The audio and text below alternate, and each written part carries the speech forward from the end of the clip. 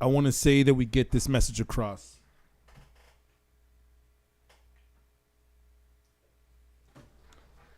Yeah. Here we are. You know?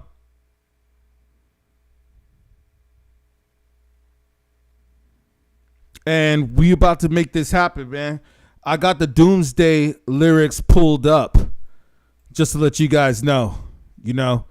And I want to go over the lyrics, but we were just getting warmed up a little bit on TikTok. So if you guys are just streaming on TikTok, I want to let you know that I'm streaming mainly the background of the lyrics and the videos on YouTube. So please like and subscribe on either or YouTube or here. But all I gotta say is this. Shots fired, right? Shots fired. Sound the alarm from Benzino, man. He's got stands. You know stands. He's got them paranoid right now. They scared right now, man.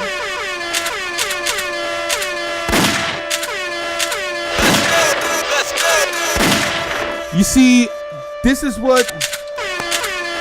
And real quick, sound the alarm for all those that are scared. All the stands that are scared, that were trying to debate with me on Twitter. You know what's funny is that I had a couple stands that were trying to debate me and stuff. And then they said, oh, you know, this is that and this is that. And I just was like, man, I could just see that you don't know anything. Some of y'all just don't know anything about hip hop. Like, it's almost like Eminem is your Jesus Christ. Seriously.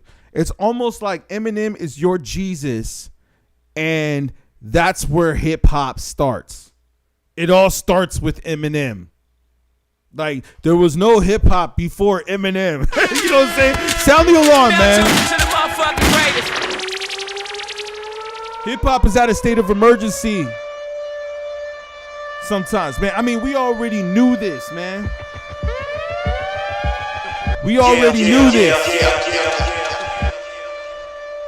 But let me say, man, some of you stands are just out of control, man. Some of y'all are just out of control, man. Like, seriously. And like, I had one stand that was trying to battle me and argue with me. And thank you for the likes and the subscribes. If we can get it up and get the follows, that always helps. But one of the stands was so adamant about something. I mean, there was a few of them that he actually thought that the source came after Eminem. And we'll get into the history of the source in a little bit later. But I just wanted to let you guys know that the reason why I thought it was important to do this video right now is because I see that some of y'all need education. Some of y'all don't know your history and don't study your history. Or you weren't around then during that part of time in hip hop. And I understand that. Maybe you're Gen Z. I think that's what they call it. Doesn't Eminem have a line where he says that in one of his songs? He has a verse where he says, you Gen Z rappers can't, you guys haven't been around long enough to tell me what real rap sounds like.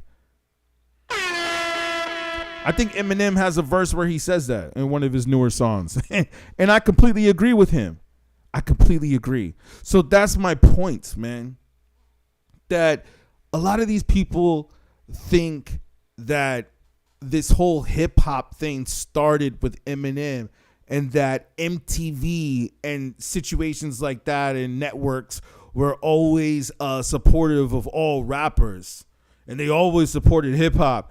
Do you guys understand? Excuse me. Do you understand that MTV never supported hip hop? It never supported hip hop until around the time that Eminem became famous. I would say maybe a few years before, like 97, 98. I mean, Eminem came in at 99, right? That's when he signed his label with Aftermath, with Dr. Dre. And by the way, I bet a lot of y'all stands out there think that Eminem got discovered by Dr. Dre. But little do y'all know that it was actually Jimmy Iovine. And that's the funny thing. A lot of people don't even realize that, man. Yeah, you know, this guy right here. Should we pull him up? Yeah, now he's going big by Beats Electronics. But Jimmy Iovine is actually the one who discovered Eminem and gave him over to Dr. Dre. Okay, you feel what I'm saying? So that's my point right here, man. I've heard, like, just listening to so many stands, I've heard so much craziness, man, where people are like, oh yeah, there was another debate that I had with the stand. Like, a lot of y'all are on Twitter, I know, and then some of y'all are on Instagram too. TikTok, you know, that's the thing I got to do. That's what I should do, is go through some of the comments that I saw that were on TikTok. I will definitely do that. Let me pull that up. I want to read through some of the comments that I saw, and I would like to hear some of y'all comments right now, because, you know, that's what we're doing right now, is we're doing this stream. There were some comments, man, that were just so crazy, and I have some research that I did. I pulled up the receipts. Like people say, you need to pull up the receipts. I definitely pulled up the receipts. Let me tell you that. All right? And I got an old interview of Eminem before he was famous. Or actually, the interview was at the time that he was famous, but he was speaking of a time before he was famous. He's basically speaking of a time before he was famous and how everybody that was into hip hop used to read the Source magazine. And yeah, I've heard this from many stands, so I'm not going to just say that this was one stand that I heard this from, but I heard this from many stands that they were just like, oh, screw the Source magazine. If you wonder why I keep bringing up the Source, it's because I think Benzino was one of the co-owners of the Source. I don't think he co-founded. I think it was Dave Mays, who now has that great episode with Suge Knight, which I'm sure everybody is listening to. But let me read these comments real quick, man, of what people were saying about this battle. Okay? Let me pull these comments up real quick. The comments were interesting. These are the comments that I've been seeing on TikTok. Now, some of the comments, it's interesting how, like, different platforms seem to attract different types of comments. That's another thing I've actually analyzed. Whereas I noticed that I haven't read the Facebook ones yet because we post everywhere, but the ones on YouTube seem to be mixed. The ones on TikTok seem to be in favor of Benzino, and the ones on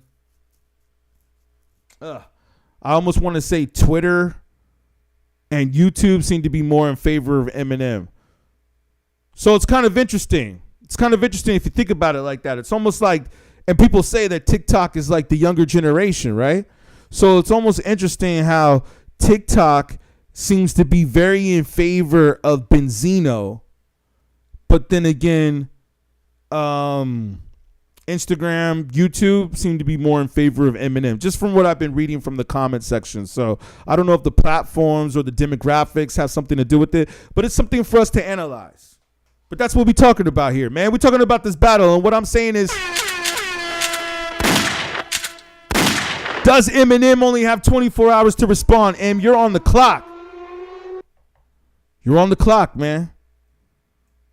All right, so from the TikTok reviews, let me just read you guys some of this real quick.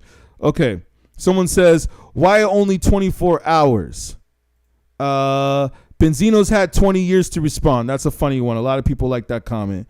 Let him go ahead to head freestyle. Okay, whatever. I don't think this guy's up to date on these two. He's just jumping on the bandwagon. Yeah, that's talk. That's coming at me. Okay, whatever. See, like I said, I'll read you guys' comments. I'll read the haters' comments. I don't care. Let's see what else we got here. Eminem doesn't need to respond. These are the ones I've seen. I've seen a lot of these comments.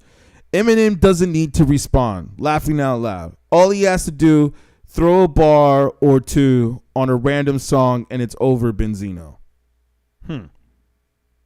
Yeah, I heard that's a stand right there. You see, that's a stand. Anytime that somebody says that Eminem doesn't have to respond, they are a stand. Let me tell you why.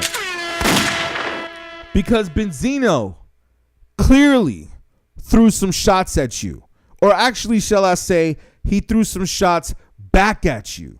You see, from what I heard, he was just minding his business, like he said, right? He's like, I was just minding my business. I didn't care what was going on or what you was doing. As a matter of fact, didn't we establish the fact that he had respect for him, and that during the Math Hoffa interview, that he even said that he respects Eminem? That after they had their diss that was like years ago, I mean years upon years ago, right?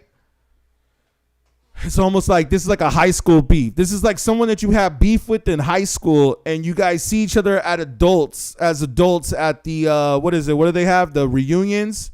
You see him as adults at the reunions, and now all of a sudden it's like you guys want to go outside in the parking lot and have a fight. Like, remember that fight we were supposed to have back in senior year? Remember when I wanted to kick your ass back then? Well, let's go. You know, it's just like, man. Are we serious? But this is a different part, though, now. Eminem, to me, and I think I've heard a lot of people say this, Eminem, to me, is no longer Slim Shady. He's no longer Slim Shady. He is now a different type of rapper. And I think from what I read, from a lot of people were saying, what was it, the Lyrical Lemonade or whatever it's called? Yeah, Lyrical Lemonade. From what a lot of people were saying, they said that shit was trash or that it was whack. And I'm starting to think that maybe it was. Maybe some of it was. And like people said, he didn't have to bring Benzino's name up. He didn't have to say, hey, what did he say? What was the line about the giraffe? The giraffe, like, what? How do you go at someone with no neck? You can't. What's the opposite of Benzino? A giraffe.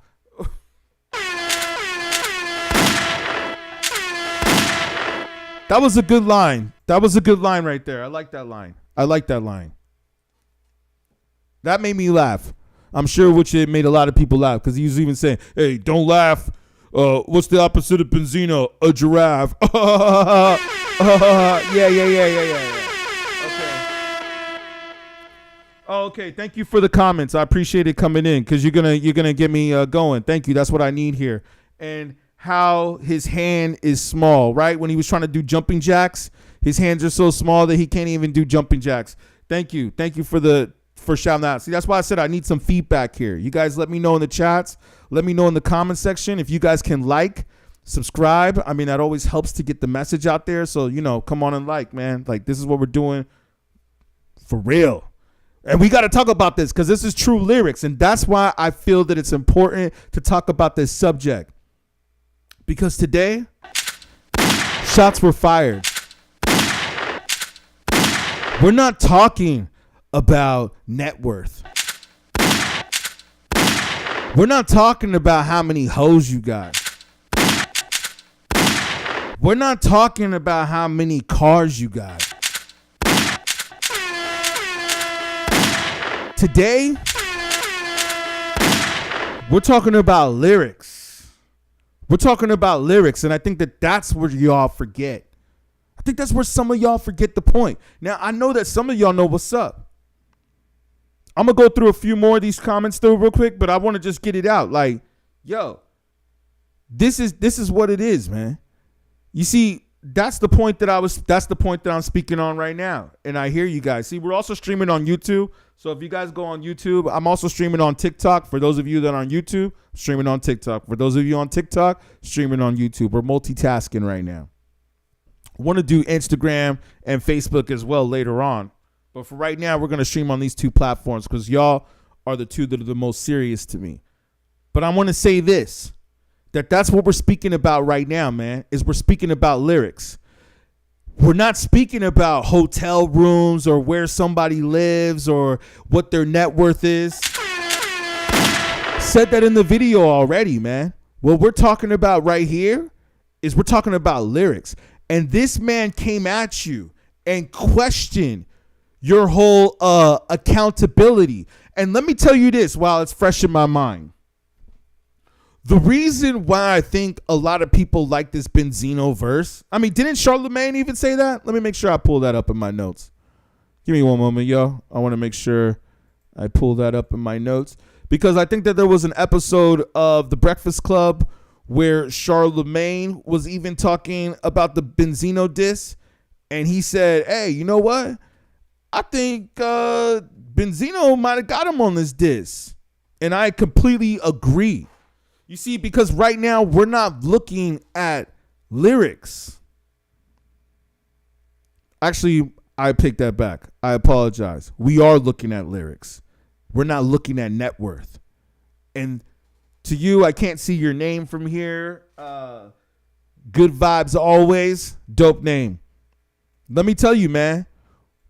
We're not talking about the living situation, but I get it. You're just letting it be known about what he was saying in the diss song. So yes, I appreciate that. I appreciate you letting it be known. But I just want to say that that's not what we're talking about right here. What we're talking about right here is that you brought up a man in a rap song.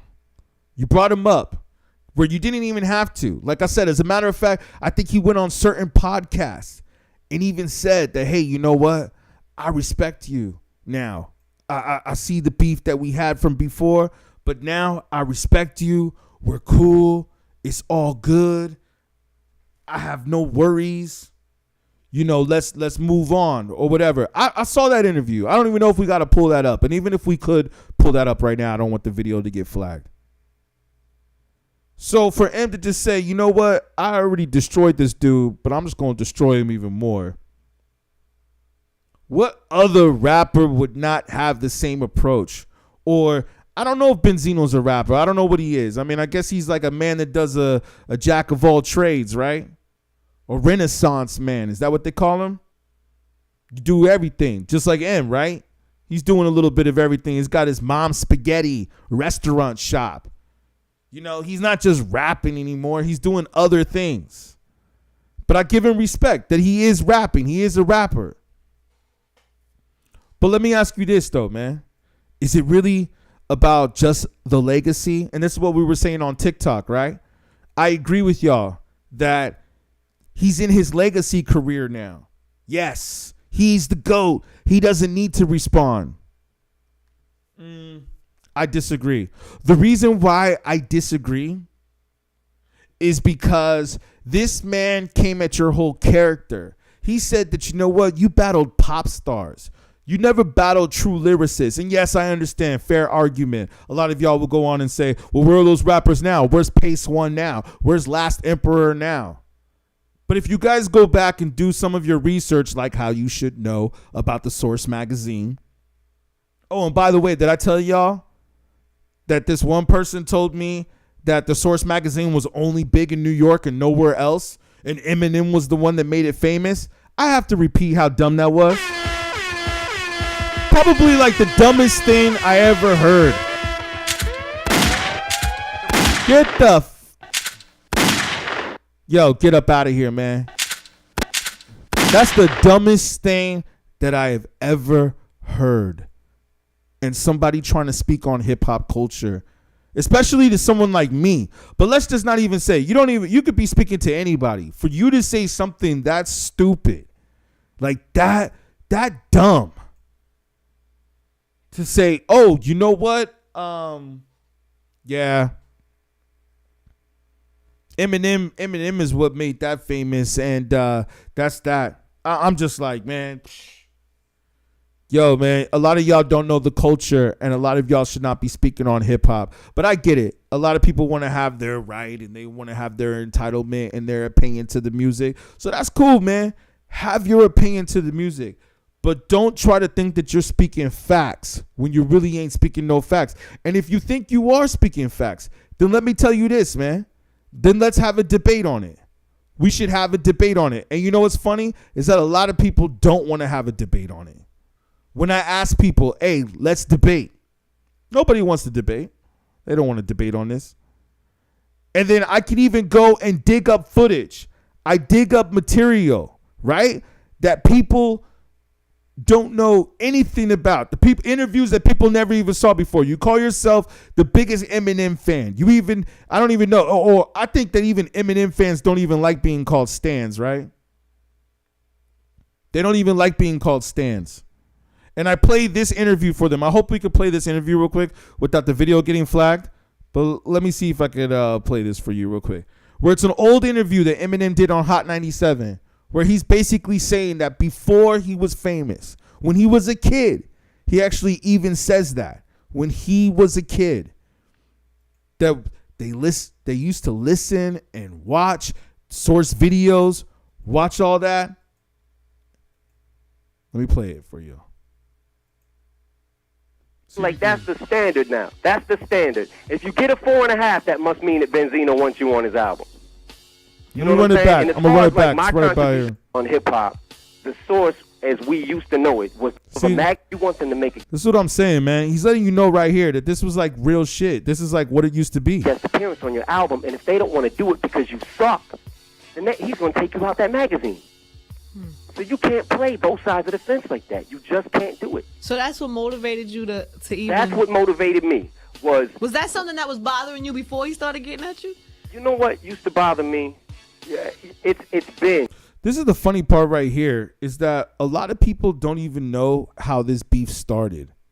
Like, they wonder, that they're just like, Benzino just dissed Eminem because he, like I said, man, I really find it surprising that y'all don't know the history of hip hop, which I guess maybe I shouldn't find it surprising, right? And thank you for the likes and the subscribes. Hopefully you guys are liking and subscribing. And I know that, yeah, man, it's just weird how the whole internet thing works, because sometimes I feel like some people on this platform know what's up, and then sometimes people on that platform know what's up, but I guess it just goes all around, right? And we're going to jump back on in a minute. Thank y'all to y'all jumping on. Thunderdam Beats, Straw Bitch, shout you out, and the other cats on TikTok. I appreciate y'all. Let me say this, man. Please get the likes and the subscribes up so we can get this message out here. Let me tell you, man. The Source magazine, man. That's a big contribution to hip hop. A lot of people don't understand how this beef started. This beef started because Eminem wanted to get his 5 mics in the Source, and Benzino wouldn't give it to him. And that's why Eminem got upset. Now, I'm not sure what happened. From what it sounds like, according to this interview, it sounds like Benzino said, hey, you whack, you the hip hop Elvis. I think he was saying worse things than that, but I don't think we can really say it on this stream. But it's like, okay, Benzino was saying all these things about you, right? And then he says that he ignored it. He didn't pay attention to it. But then Benzino did another song, right? He did like 2 diss songs. And then I think that's when it was, when he was just like, oh, you know what? Now I gotta respond. But you know what's interesting in this interview is that he says he would never say anything else about Benzino ever again.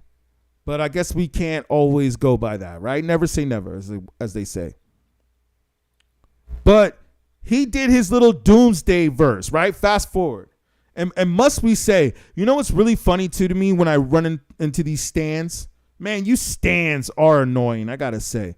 You know what's really interesting is that when I run into these stands, you guys will say, oh, you know what? Well, do you remember this song? And you'll play like an Eminem song from like years ago, where like his rap style is completely different now. His cadence is completely different now. He's a completely different rapper now than he was then. And thank you for the likes and the subscribes. I hope you guys can follow. Shout you out. For real though. I appreciate it. Yo, man, Eminem is a different rapper now. He's not the same rapper that he was back then. And who knows? That's what I was actually thinking. When I heard this diss that Benzino did, it made me say to myself, yo, I wonder if this is going to bring Slim Shady back. Because I think that's what a lot of people want to hear. Myself included. I mean, the Slim Shady album, one of the greatest hip hop albums of all time, if you ask me. Can I tell some of y'all this too? That I used to work at Interscope Records. So I think I know a little bit about what I'm talking about. But I know that some of y'all ain't going to know that. You probably might just think, some of y'all that come across our accounts on social media and people that I roll with too, that, oh, what does this person know? But you guys have to know. Or you should know, for those of you that are watching this, that I myself especially have been immersely involved in hip hop culture since I would say the golden era, along with some other people that I roll with and some people that I work with that you might have heard of. I can guarantee you that there's people that I've worked with that you've heard of, but that's not the point of this. The point of this is that everybody's entitled to their opinion. I get it. But you cannot be so entitled to your opinion that you are ignorant to the facts of hip hop.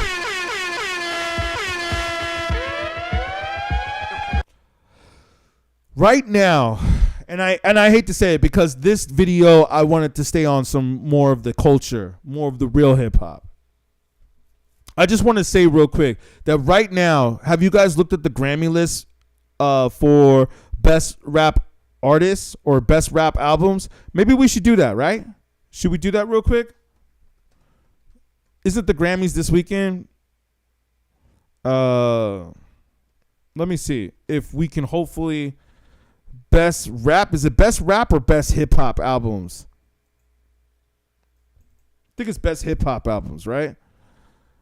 And if we look at, I mean, they're just giving me the ones for right now. Oh, because I put in Grammys. Let me put in nominees or nominations, you know. I just want you guys to know what the albums are that are being nominated right now. And I'm not mad at some of them.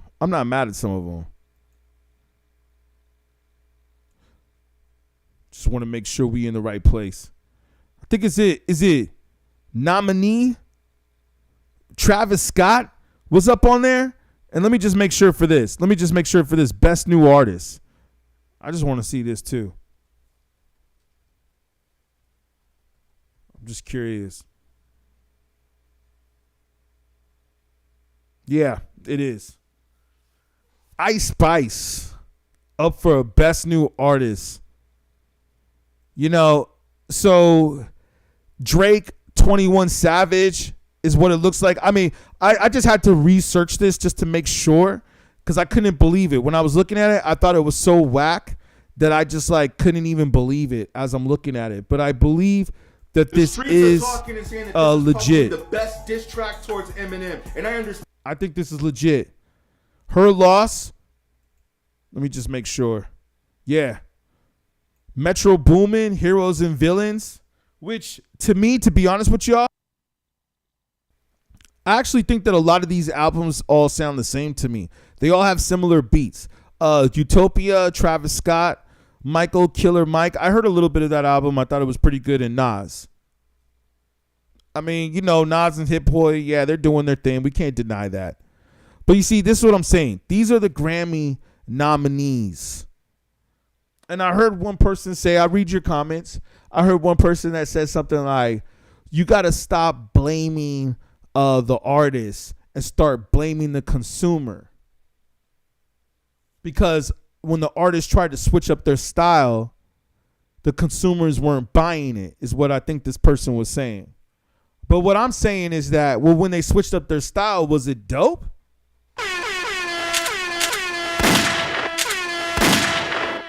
Just because they switch up their style doesn't mean that it was dope. So that's the thing that I'm wondering. And then to begin with, are these rappers really dope? I think one of y'all said Lil Durk and NBA Youngboy. Hey, to me, those rappers are trash.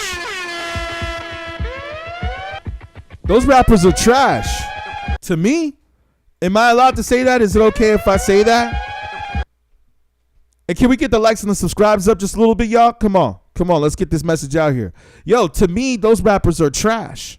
So, you know, y'all tell me what's up. I don't know if I'm really feeling that. So maybe that's why they ain't selling records. Let's talk about rappers that actually got skills. You know, there's a few rappers out there that got skills. You know what I think too? I'm not sure if I can go back. Let's look at it. Did Benzino say that Immortal Technique dissed Eminem and he didn't come after Immortal Technique? Because Immortal Technique, I'm sure a lot of us know. And for those of y'all that don't know, let me pull this up. You see, that's what I'm saying, man. That's the problem with a lot of you stans. A lot of you stans talk all this trash, but you guys don't know about real rappers. Like, they want to come and they want to talk to me about, oh, well, Eminem this and Eminem that. And then I'd be like, well, what about Immortal Technique? And then they're like, who's that? But you want to talk to me about hip hop, right? You want to talk to me about hip hop, but you have no idea who Immortal Technique is. You must not be a real hip hop head. Can we admit that? I mean, I think Immortal Technique is like one of the realest independent rappers there is out there. It's like as real as it gets. I don't know if he's still active right now, but I'll tell you this. It actually doesn't matter if he's still active, right? It don't matter. You know why it don't matter if he's still active? Because he already made millions. Just because, like, this is the problem with a lot of people. A lot of people in hip hop especially think that a rapper has to be flossing jewelry and flossing all of this stuff to pretend like, oh, well, if he's not rich, then he's not successful.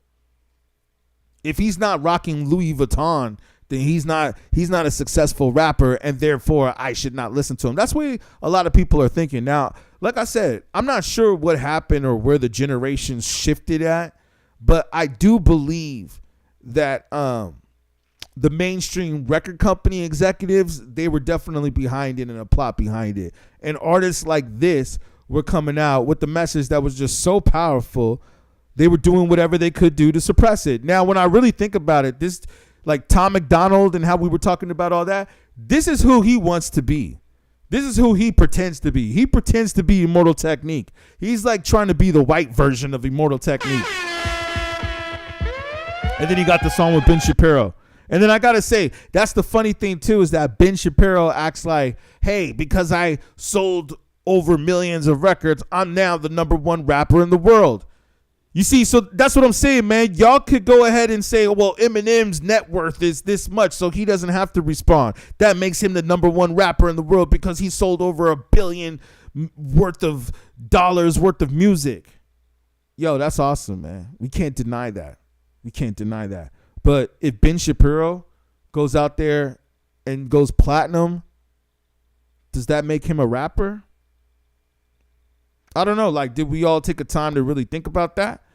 If Ben Shapiro goes out there and sells millions of records, which I'm pretty sure they did, if they got a #1 Billboard, iTunes, single, facts,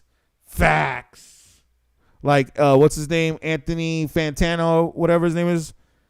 And go check his review of Facts. That was hilarious and great. One of the best I heard.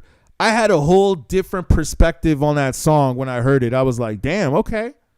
But then when I listened to his reaction to that, or watched it on YouTube, it's on YouTube, I think now. When I watched his reaction to it, I was like, yo, man, he made me see it from a different point of view that I didn't realize, supposedly according to him, I don't know, don't quote me on this, but according to him, that he said that Tom McDonald is actually a wrestler. This dude, let's pull him up. I think I actually had a video of him.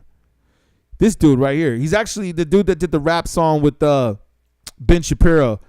And Nicki Minaj keeps talking about Ben Shapiro on Twitter, which is really hilarious. And he keeps saying, hey, Nicki, I'm the other guy on the song. Don't you know, I'm just like, man, obviously she's probably just messing with you, dude, at this point. You don't think that she doesn't know who you are on the song? Now, I don't know. It could just be all publicity, and he's just doing a great job of marketing himself. So I get it. But let me see if I can find that real quick. This guy right here, man. If I play this real quick. So bad. I don't know if I'm going to see if Ben sent an invite, a request. So he said that this dude is like a Canadian. I mean, I did a little bit of research on Tom McDonald, and I do respect him. I think he's got some skills. But then after hearing the Fantano's, whatever you say his name, perspective on this, he was basically saying this guy's from Canada, which is true. And now he stays in America, and then he talks about how he's like pro-America and like, yeah, American flags, and there's only 2 genders, And yeah, man, you know, I'm conservative and all this. And he's like a MAGA rapper. And he was just saying like, it's kind of strange. And I started thinking about it and I was like, yeah, I mean, I get what he's saying, but then seeing it from that point of view, it kind of did make sense to me where I was like, it's a little strange. And then Ben Shapiro's rap on this is just completely AI, artificial. Yes, it's funny. Yes, I understand that he's trolling. Yes, I think I understand that he does not think that he is the number one rapper. But this guy right here, Tom McDonald, I really think that he does believe this. But the reason why I bring this up, because I know we got plenty of videos on this and we talked about this enough. But the reason why I bring this up is because I really do believe that this guy pretends to be, or he wants to be a guy like this. He wants to be Immortal Technique. That's who he wants to be, man. He wants to be Immortal Technique. And let me tell you, man, Immortal Technique was very political. Probably one of the most political rappers. This dude said that the FBI would be going to his shows. Sound the alarm on that one. FBI would be at his shows. So, you know, you never know, man. All I'm talking about is independent rap right here. So the reason why I bring up Immortal Technique was because basically, from what I'm hearing, is that some people were saying that Immortal Technique dissed Eminem. So let's take a trip over to the lyrics. And let me see here. What does he say if we pull up? And I mean, this is funny. We could bring up the rap bones. Okay, here we go. Yeah, Milkbone and all that. And I like Milkbone. I think he had like that one hit. I think he was a one-hit wonder. Now, this is the other point. I bet we could go up to a lot of stands and say, oh, you know about Milkbone? And they're going to be like, who's that? Who's Milkbone? I just want to read this part of the verse real quick, and then we're going to go to the Source magazine for those of y'all that need education. Okay? He said, oh, yeah, and I like how you talk trash about the Lyrical Lemonade thing. You know, the Lyrical Lemonade thing, it seems kind of cool, but when I checked out their profile, I don't know, man. I don't know. Seems like kind of culture vultures. But, and I'm pissing all in your Lyrical Lemonade stand. He said his nigga Young Z dissed you. Milkbone dissed you. This is the part right here. Last Emperor. Y'all know who Last Emperor is? One of my favorite MCs, man. One of my favorite MCs. Yo, so this is okay. Last Emperor is a real MC. And by the way, for those of you probably that don't know, but the reason why I know this is because, like I said, I used to work at Interscope.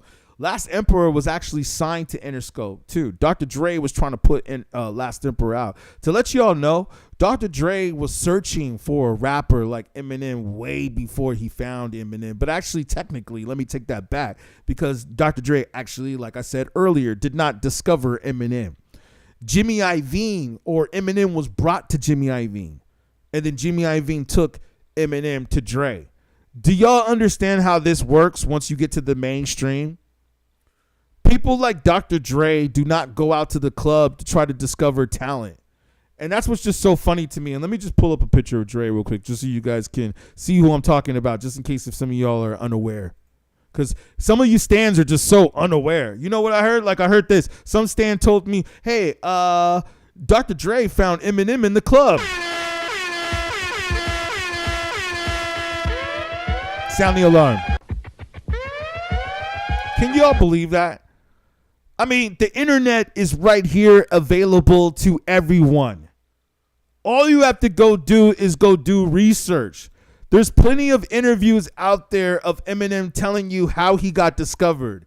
And in none of those interviews does Eminem say Dr. Dre discovered him in the club.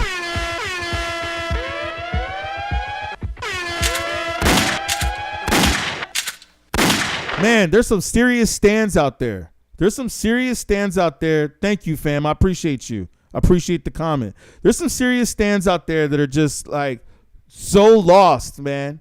So lost that Eminem, they want to believe the narrative so much. You know what I'm saying? Like, they want to believe the movie 8 Mile so much that they really believe they're like, oh no, Dr. Dre went to a battle. And then he saw Eminem battling, and that's how he discovered him. Oh, you thought Dr. Dre, you was waiting for that part in the movie, right? I bet everybody was waiting for that part. For those of you that saw 8 Mile, I know that there's a few people sometimes that live under a rock. Can you believe that I've actually met a few people out there that have never seen The Matrix? I'm sure you have. Because I think Tucker Carlson even said that he never saw The Matrix. So there's a few people out there, which is strange, right? That Tucker Carlson never saw The Matrix. But there's some people out there that have never seen those movies. Some people have never seen Scarface. I used to know people that worked in the movie industry that never saw Scarface. I was like, how could you work in the movie industry and never saw Scarface? So I'm just trying to tell you, man, there's a lot of people out there that don't know what's up. There's a lot of people out there that are behind the scenes that don't know what's up, or maybe they're just robots or bots that are hired by the labels. Maybe they work for the company. I don't know, because I don't understand how some people could be that stupid. But I will tell you this, man. It's pretty crazy. It's pretty crazy how some people could be that dumb and some people could be that naive.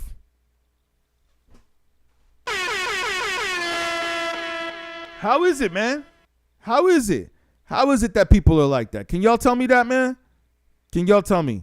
I want to know. Maybe on TikTok you guys could tell me. I don't know, man. Yo, some of you stands out there need to go do your research. You need to go look up some old interviews of Eminem. He tells you clearly how he got discovered. I believe the way he got discovered, and I'll let you guys know. For those of y'all that don't know, that don't want to do your research, I believe the way he got discovered was that he did a battle. He lost the battle. I'm not sure which battle it was. Let's just say I think it might have been the Scribble Jam where he battled Rhyme Fest. And by the way, which is also a part of a movie that you guys don't understand, is that Eminem never won a battle, I think, really, in reality. So therefore, I think he lost the battle. He even says this in an interview where he lost the battle, but there was an intern that came up to him and gave him the demo.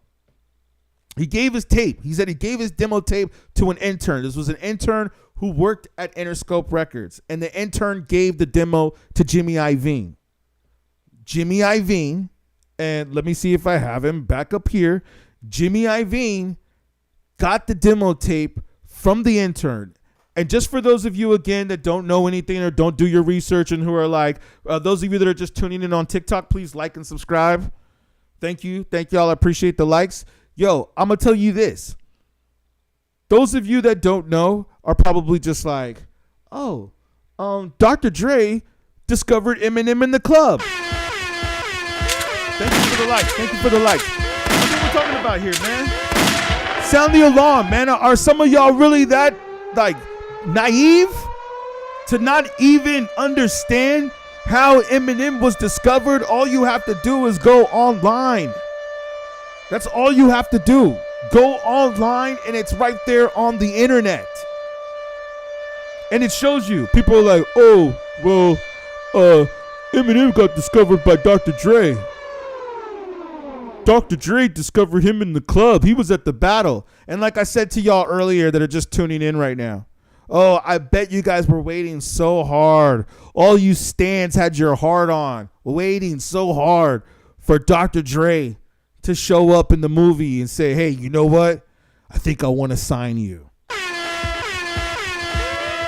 Keep dreaming. Keep dreaming. You know what happened? He walked down the street with the garbage bag, right? That's how the end of the movie ended. Should I pull up the scene for those of y'all that forgot how 8 Mile ended? Man, y'all watch too many movies. This is what I've been telling y'all before, man. I've been telling y'all guys. It's just like, man, why do you think he called himself Rabbit? He called himself Rabbit because he couldn't make it about the real movie, about his real life, because it's completely fake. He never won the battles. Y'all, you know what you guys can do? Here's the scene right here. I got it. We're streaming it on YouTube too. For those of you on TikTok, all you got to do is go at beatGrade on TikTok. It's the same thing. Here's the shot right here. Remember, this is how the movie ended. He's walking down the street, peace, throws up the peace sign, carrying the garbage bag right behind him. That's how it ended. There was no Dr. Dre. And I give him props for that. I give him props for that he ended the movie like that, because he wanted to show you that that's not how he got a record deal. But what's so funny is that so many people were so fascinated by the rap scene. They were so fascinated by this scene that they thought that this is really how Eminem got discovered. They really thought that he got discovered at a rap battle. So I just want to bring it back. Let me bring it back here, man. Let me bring this back. For those of you that don't know, because I know you guys are stans, this battle is not about how much money you have or who sold more records. That's not what this battle is about. This battle, and you guys tell me what you think. I want to know what some of y'all think. Thank you, Thunderdam Beats. Thank you, Paz. Thank you, LL Strawbridge. And thank you to the other cat that commented on TikTok. I appreciate you guys. Please like and subscribe. Thank you for some of the likes coming in. I appreciate y'all, man. Hey, can we give Benzino some props? Let's give a round of applause.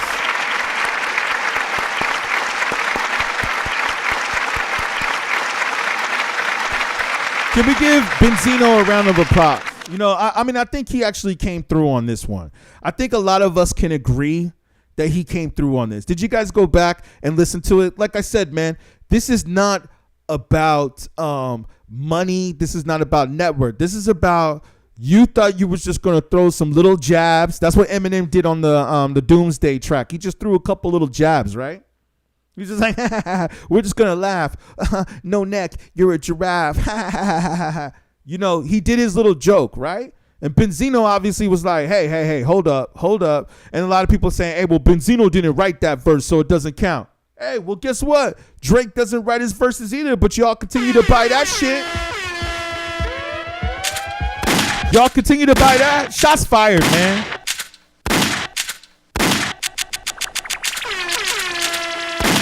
Shots fired, man. Benzino was firing shots. He's like, yo, man, you claim Detroit, but you really from Missouri. Okay? And didn't Benzino even say, too, that he said, hey, man, let's get in the ring, dog. I'll knock you out. I'll knock you out in the ring. I'll knock you and your homies out. Let's get in the ring. Okay, right there, you know, you don't have to respond to that. But the fact that that was even said in a verse, makes you think. You know what? This is the reason why I think people listen to Benzino, whether you care to admit it or not. Those of us that know it was important, like Eminem said, the 5 mics were important. And that was the interesting thing, is that some people don't even know about the whole mic rating system. They don't even know about the whole mic rating system. And they're just like, oh, what was that? The source didn't mean anything. What are you talking about, dude? What are some of y'all talking about? Like, who cares about the source? Eminem destroyed the source. He destroyed the source. That's what everybody got to say, right? Is that he destroyed the source. You know what that might be? M might have destroyed the source. But let me ask y'all this. What does it mean after that, though? After you've built the empire? Isn't this the reason why Mos Def, a.k.a. Yasin Bey, started getting all that drama and getting all that heat? Was because basically he said that after Drake, when he was talking about Drake and all the Drake fans and stans started coming after Mos and saying like, oh, you know, he's washed up, or he's just upset because he didn't sell as many records as Drake, or he's just not as successful as Drake. And people are like, yeah, but this man is a hip hop legend. He has put out some of the greatest rap albums of all time, which we cannot deny. Not to mention that he was many, many years before Drake. You cannot say that this man did not inspire a certain part of hip hop. So his opinion is valid. And just like he said, he does not need to apologize for his opinion. For those of you that are just joining in, we're talking about the Mos Def interview when he was speaking about Drake. But now this is very similar. Isn't it interesting that we got all these rap beefs and even comedic beefs going on with Cat Williams? It's almost like everybody's just like fed up right now, man. Is what it seems like. Everybody's fed up. Shut up. taking it right there. Yeah. Now tuned into the motherfucking greatest. Everybody's fed up. Everybody's fed up, man. They're tired of this, man. Shots fired. Yo, there's some things that I want to talk about that I can't even talk about, man. Have y'all been seeing what's going on in the news? And I'm not talking about in other countries or just all around. I'm not talking about the wars going on, which I'm sure we all aware of. I'm talking about just right here in America. Are y'all not paying attention? People are fed up. And when I listened to this verse by Benzino, this is what I thought. And a lot of people said, oh, Cannabis probably wrote that verse. You know what's funny is that some of your stands are going to say, you know what you guys are going to say? Oh, who's Cannabis? Nobody knows who Cannabis is. Who's that? You see, that's what I'm saying, man. It's not about who sold the most records. And I understand that that's where hip hop came now or is now. And that's what they told you. I can't say the particular race of people, but the, those people that were hanging out in tunnels in New York. Those people, the ones that were hanging out in the tunnels in New York, they're the ones that run the record industry. Okay? You see what I'm saying? They're the ones that run the record industry. And my point is this, is that if you don't know who Cannabis is, just because you want to say, oh, well, he didn't sell as many records, then you don't know shit about hip hop.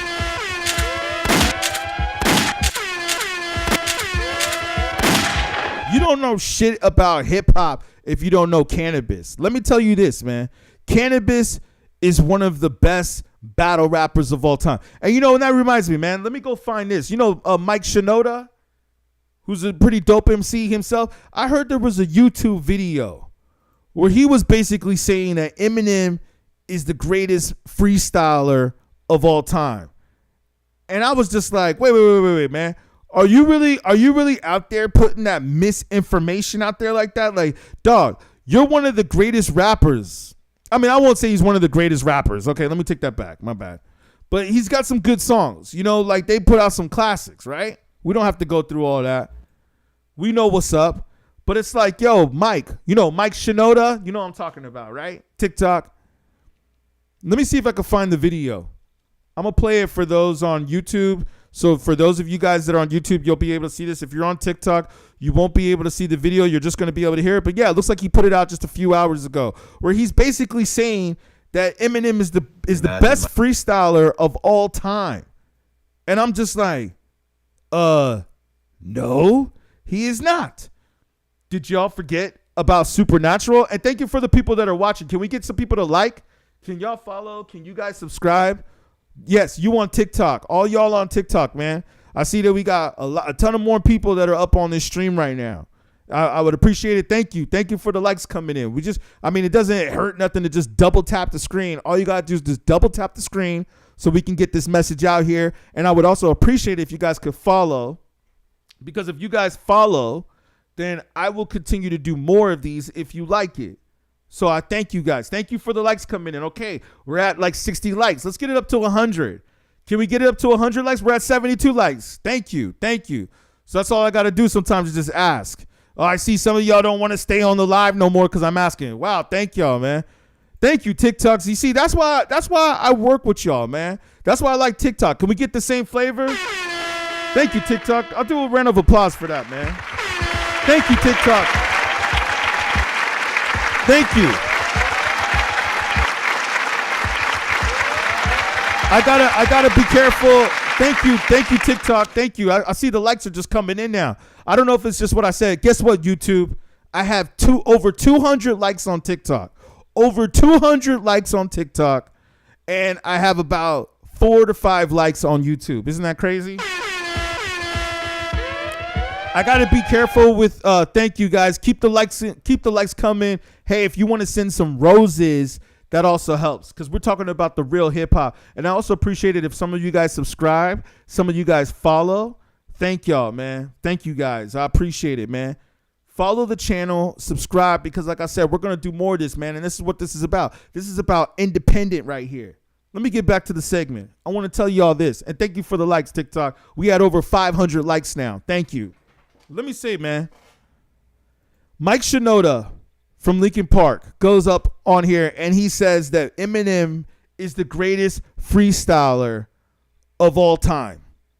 I said to myself, dog, you got to be kidding.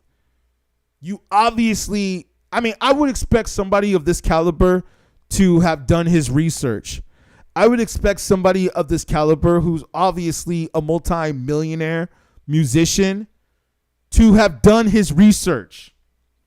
Thank you for the follow. I appreciate you. Show, if I said your name right, Che Montana, like Che Guevara. Is that how I say it? Thank you, man. I appreciate the follow. Starting to get used to this stuff. You know what I'm saying? Getting used to it on TikTok as well. And those of you that are joining, man, give the likes, man. Let's get the likes. Let's get it going. Let's get it out there. But yeah, Mike Shinoda, man. Let me just go ahead and play it, man. Like I said, for those of you on TikTok, you're not going to be able to hear it.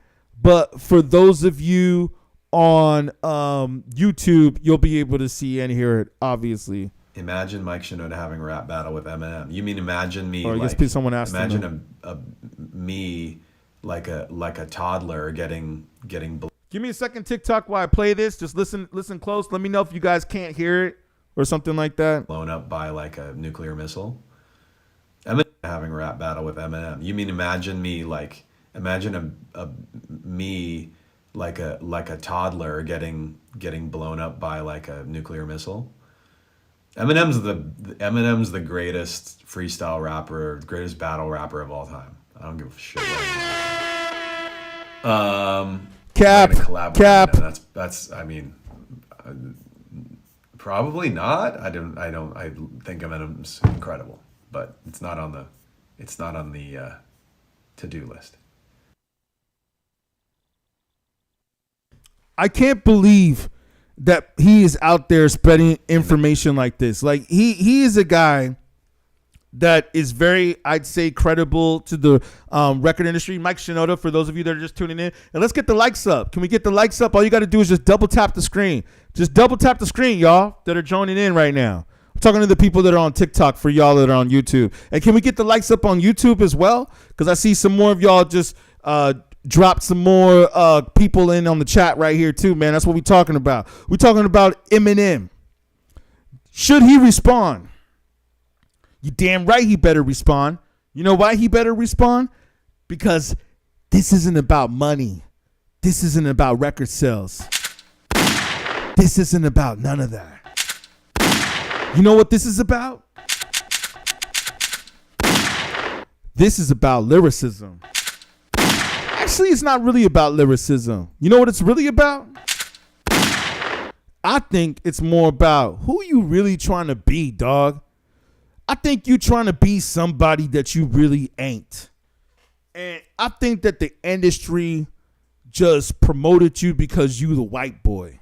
Now, I know some of y'all going to say, oh, that sounds racist.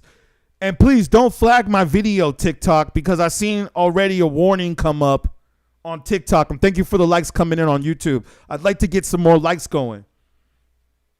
I seen y'all flag or somebody flagged the video on TikTok where they said, oh, we saw some words come in that might be flagged as harmful. So please just watch what you're saying.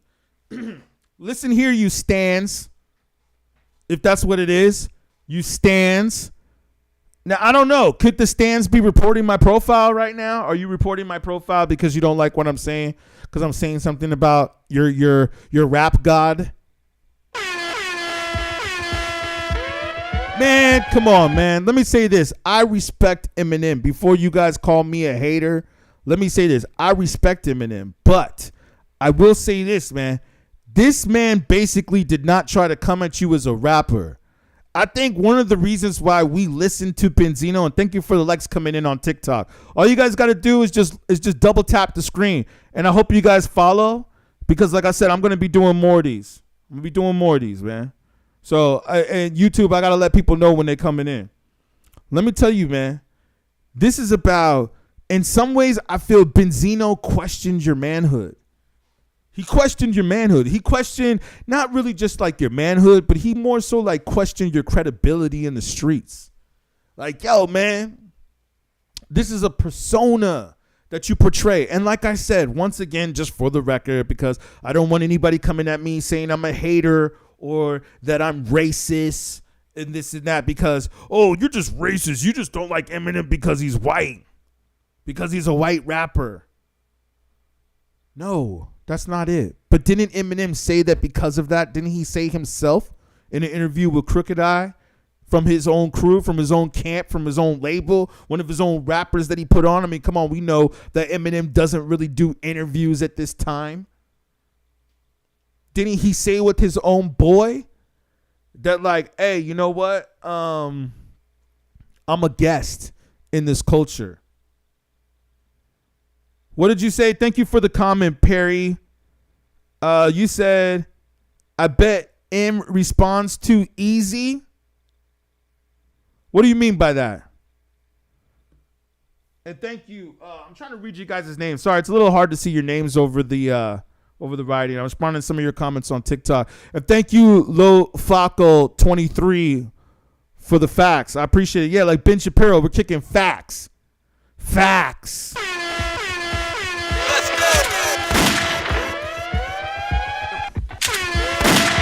We're kicking facts. Yeah, man. I mean, that's what I'm saying. I'm like, yo, this is what we're talking about here, man. We ain't talking about how many records you sold, dude. We actually said, Benzino said, I'm not talking about how many records you sold or 50 Cent or all the failed rappers that left shady records. What I'm talking about right here is straight hip hop, man. Is your credibility to hip hop.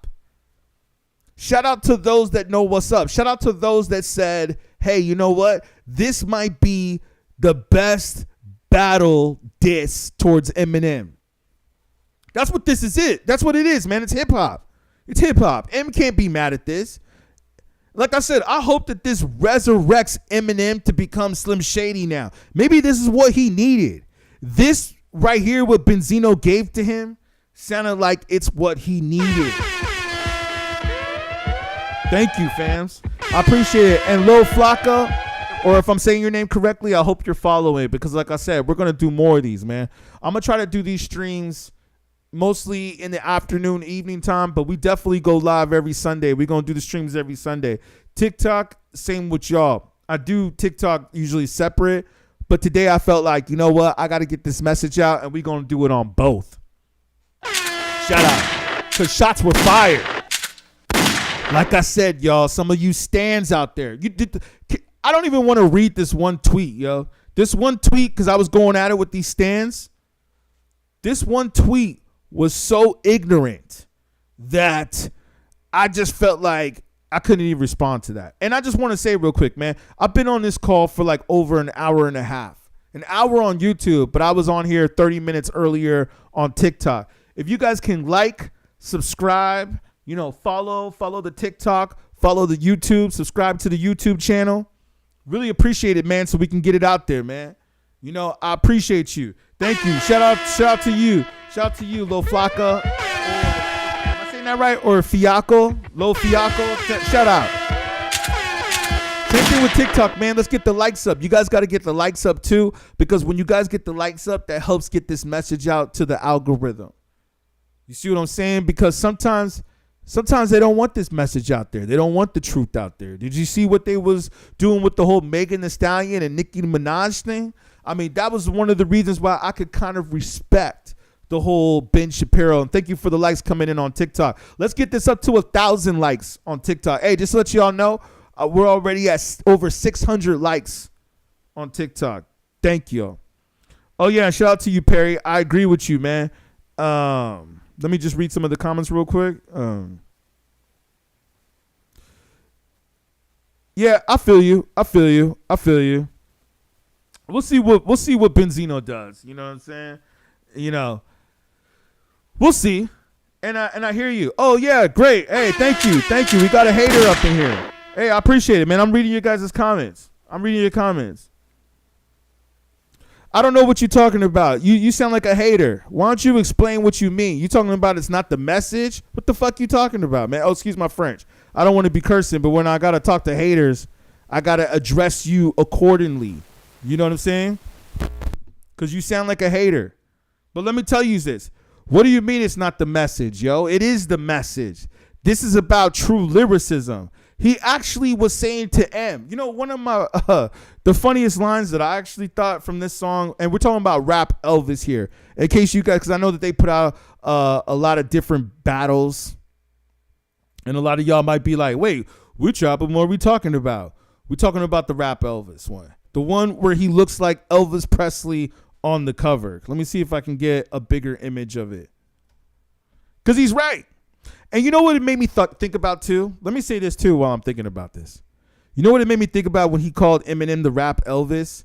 It made me say, is the only reason why this is being exposed is because rappers have now become famous and we've become rich enough to where we can speak about this? Y'all can see this right here, right? I mean, it's interesting how he looks like Elvis on the cover. In case you can't see it, we pulled it up on YouTube. And you guys can follow me at beatGrade on YouTube. That's BeatGrade. Thank you for the likes. I appreciate the likes coming in. I hope you guys are following too. You know what I'm saying? Let me make sure I didn't miss anybody. But yes, those of you that are joining, I see we got some people that are joining on TikTok. If you guys can also follow as well. Same with y'all that are on YouTube. I appreciate y'all. Appreciate y'all. Thank you for the follow. Yeah, thank you for the follow, Lo Fiaco. I appreciate you. Rap Elvis. He actually looks like Elvis right here. I mean, I'm sure they photoshopped this and all that. But what a great idea, man. And then what? It plays off of MGK's Rap Devil. Is that what it was? So some people said to me, they said, oh, MGK had the hardest diss against Eminem. Maybe. I think that this is the hardest diss. Not just the way Benzino's delivery is, but also the beat selection. And isn't this what Charlemagne said? Not sure if I could play it because we don't want the video to get flagged. But let me see. I want to say that if I can find it. Let me see if I can find the Charlemagne where he says what? That he felt that, come on, man. Y'all gonna deny this? And this is why, like I said, this brings me back to the other point. This is the reason why a lot of people, I think, respect the Benzino diss, is because like even that you even got people like Charlemagne talking about it. It hit Eminem's radar. Eminem had to respond to it. It's because this man was part of the Source magazine. And for those of you that were around during that generation, you know that was definitely a pivotal moment in hip hop. And I remember that Eminem is right towards the end of the Source magazine, or when it was credible. I mean, I think the website is still up. I don't know if they run a Twitter account or a Facebook like Double XL, which some people have said, oh, they think that Double XL is doing their thing because they're doing the freshman class. Let me tell y'all this. Don't y'all know that the Double XL freshman class is basically just a bite off of the Source 5 mics? It's just a bite off of that, man. It's the same shit. Crack kind of nuts, yo. I gotta give it to Benzino for that one. Crack kind of nuts, yo. Oh my goodness. All right. Well, that crack kind of nuts, man. All right, man. I'm serious. Give it to Benzino for crack. Let me say Kind of nuts, yo. I gotta give it to Benzino for that one. Crack kind of nuts, yo. Oh my goodness. All right. Well, that crack kind of nuts, man. All right, man. I'm serious. That drop on the clues bomb with Benzino. It's like 3 minutes long. I ain't heard the whole record, but if I'm going off just snippets, Benzino better beat selection. Yes. You know what I'm saying? Heard some better bars from Benzino than I heard from him. I know that sounds crazy to say. That's what I'm saying. Am I lying? What do you say? So what do you say? Benzino versus Jim Crow? Like, yeah, man. Come on, man. People, the streets are talking, yo.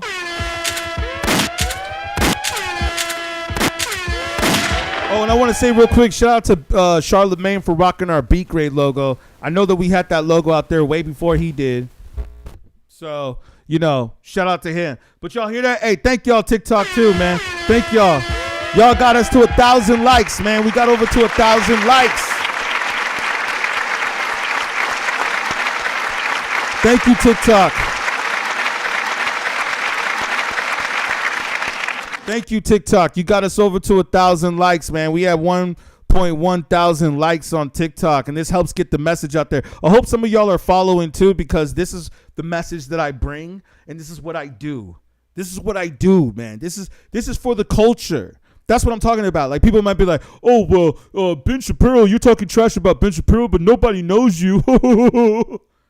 Hey, don't worry, you hater. We're working on that. We're working on that. You know what we're doing right now? Right now, we're cutting through the noise. You know what? I got almost 100,000, or shall I just say right now, I got over 100,000 subscribers on YouTube. Shut up. I think somebody knows me. Somebody knows me, you hater.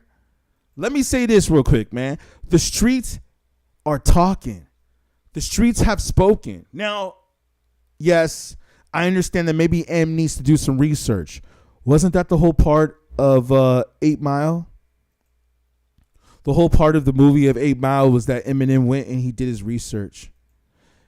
He did his research on the people that he was going to battle. And then he found out that Clarence parents have a real nice marriage. Remember Clarence parents? They have a real nice marriage. So how did he find that out? Because he went to the party. Do you understand? This movie was a script, y'all. It was written. And if you guys want to talk about who wrote what rhymes, if you guys actually read the credits, Eminem didn't even write the battle for Eminem.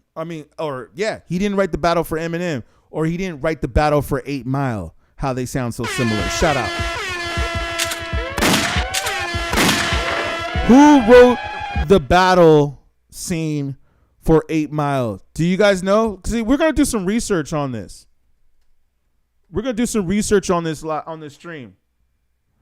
You know, see, y'all just talk, man. Like, did you know what's really funny too? Is that when Eminem did the battle scene in 8 Mile, when he did the "No, my people from the 313, put your hands up and follow me." You know what I mean? Remember when he did the battle scene in 8 Mile? I'm assuming that everybody on this call saw 8 Mile. I'm assuming. So do you remember when he said that at the end of the movie, when he was in the final battle round, and he's like, "I'll go first, whatever. I'm not even going to bring up the Juice Supernatural battle with the Wake Up Show with Sway and Tech." You know Sway, who has a Sway Universe, who's on Shade 45, Eminem show. You're going to tell me that Eminem didn't go back and look up that battle between Juice and Supernatural? Jay-Z, where you at? Now tuned into the motherfucking greatest. Now tuned into the motherfucking greatest. Yo, let me tell you, man. Do y'all know what's up here? Like, that's what I'm trying to tell you, man. Yo, YouTube, we need to get the likes up a little bit more. Telling you, man. We got like over 1.1 thousand likes, and let's get them up on TikTok too as well. On TikTok, man. The algorithm here, man. Let's get the algorithm going. My point is this, man. 8 Mile credits, rap battle. Let's see if it comes up. I already know who. I think it was Craig G, right? Is that who it was? See if we can find it real quick. Is Craig G the rapper? If some of y'all know that are in the comment section, please let me know. But I think this is who it is. I think Craig G, from what I read, because I think that it's very kind of hard to find, because they want to make it as hard as possible for you to find it.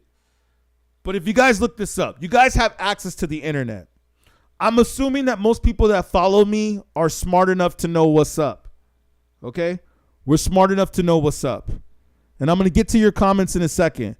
Thank you guys for the follow. Thank you all that are following me from this live. Thank you for the likes. I want some more of you guys to follow. You said the Cassidy. Let me get to you, Perry. And can we get the likes up on YouTube, please? And the subscriptions, and we're going to get it going? Yeah. Let me tell you this. Badification, if you're still on, or bad fiction. That's why I stream on multiple networks, so I don't worry just about YouTube. This person is trying to clown me, saying that, oh, you got less than 10 viewers or whatever on your YouTube. Like, that's how we started doing this. Like, that's why we started doing this. Let me tell you something, homie. It's not just about who's watching right now, but it's also about who's going to be watching later. Y'all feel me? And I gotta say, and we got over 1,000 likes on YouTube, so that's all that matters. So if you guys can get the likes up and the subscribes up, that's all that matters. We get the message out there. That's what it's all about. And I'm telling you right now, we're gonna build the network, and we're building the network. And those of y'all that are down to join, let's go. Hey, I remember when I was talking to just fewer people than this. Yo, I'm happy for the 1,000 likes and for the 100 people that are on here and for the people that like the videos. And this fool's over here talking trash. I'm going to tell you right now, badification, I'm not even going to time you out. I'm going to let you talk your shit.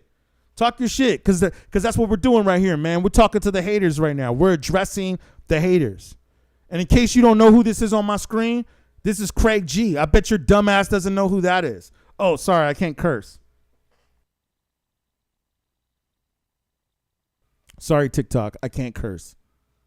If I curse, they say that they flagged the video. I hear you. I believe that if it really came down to Eminem and Benzino battling, I think that Eminem would probably win overall, because Eminem is just a better writer. And he can write really good, and he does his research. And that's probably what he's doing right now. Because I'm actually curious to know why M has not responded yet. But I think that the reason why he's not responded is probably because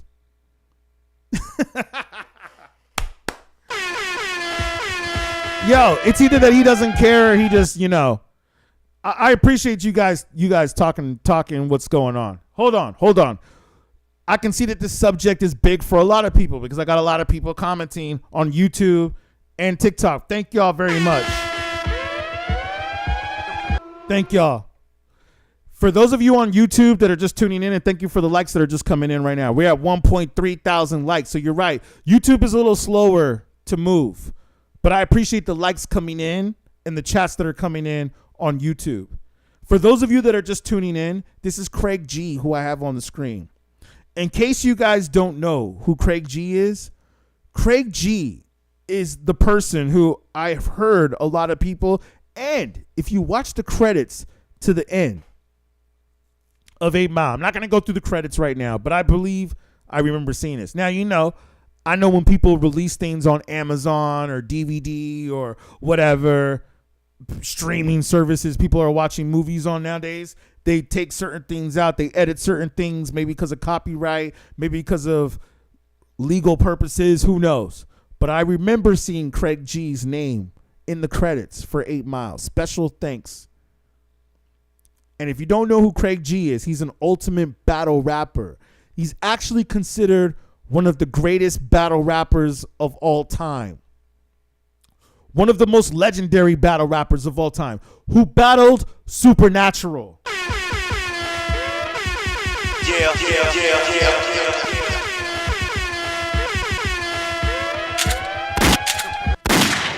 And the reason why I get so animated with that.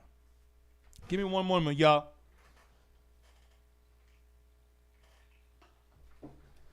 The reason why I've been on the stream for almost an hour and a half now. So excuse my voice, because I'm very passionate about this. This is not just about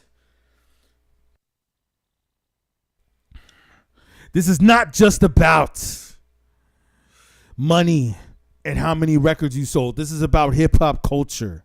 And I know that a lot of you stans don't even know who Craig G is, who battles Supernatural, who both of these MCs are considered to be one of the greatest battle MCs and greatest freestylers of all time. But what's really sad, what I find very sad in some ways, especially for this hip hop culture, is that some of you stands do not even take the time to read the credits.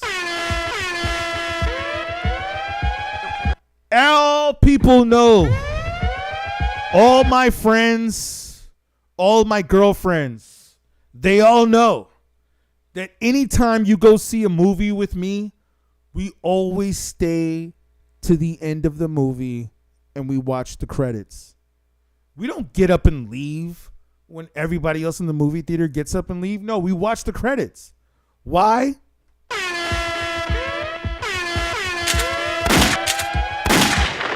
Because of situations like this.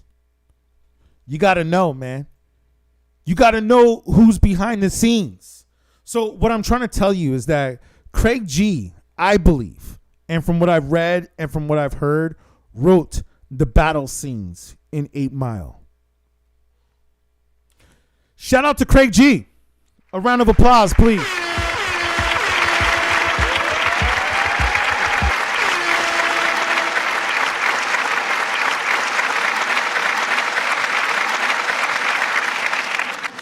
A round of applause for Craig G. Man, I want to tell you, a lot of people ain't knowing that he wrote the battle scenes, including the end. Now, my people from the 313, put your hands up and follow me. Because like I said, again, I'm pretty sure everybody on this call saw 8 Mile. You know what's so funny, and this is what I probably forgot to mention, is that some people said, oh, well, that song that Eminem did, that was dope, man. That beat he made. People, man. People. Did you know that beat that was made was by Mobb Deep? The burn, burn, burn, burn, burn, burn, burn, burn, burn. You know how it goes. You know which beat I'm talking about. The last battle scene. Where he destroys Papa Doc. If that's his name, if I said it correctly. A lot of people don't even know that beat was Mobb Deep. Which I think Rolling Stone, which I don't usually always go through because I don't think that they're a very credible source, at least not anymore. But Rolling Stone basically said, they said that song by Mobb Deep, was it Shook Ones Part 2? They said that was one of the greatest hip hop songs ever written. And yes, they were correct. I don't know if I agree with where they put it on the list, but it is definitely, which I'm sure that we can all agree. Those of us that know what's up with hip hop, we all know that that's one of the greatest beats of all time. All of the greatest beats, Time's Up by OC. Mostly all of the greatest beats of all time, of course, had to be in 8 Mile. Sound the alarm. Sound the alarm. Thank you for the likes on TikTok. Can we get some more likes on YouTube? Can we get some more likes on YouTube? And you know what I'm going to do? I learned this from other people that I follow. Since you're a hater, you know what I'm going to do with you, Bad Function or whatever your name is? I'm going to put you on timeout. You can come back and watch again if you want to later, but I'm going to put you on timeout right now for 5 minutes. You're on timeout. I don't mind dealing with you haters, but you're not going to just jump in here and hate and then disappear. If you want to hate, let's have a conversation on it. If you want to talk about something, oh, wow, thank y'all. Thank you on TikTok for sending roses. I really appreciate you. Thank you. And I'm going to talk to some of y'all in a minute. Thank you, Dante. Thank you, Dante. I really appreciate the roses on TikTok. That helps. That helps me get the message across. Thank you for the like. See, man, y'all are supportive on TikTok, man. That's why we be on TikTok, man. Thank you. Shout out.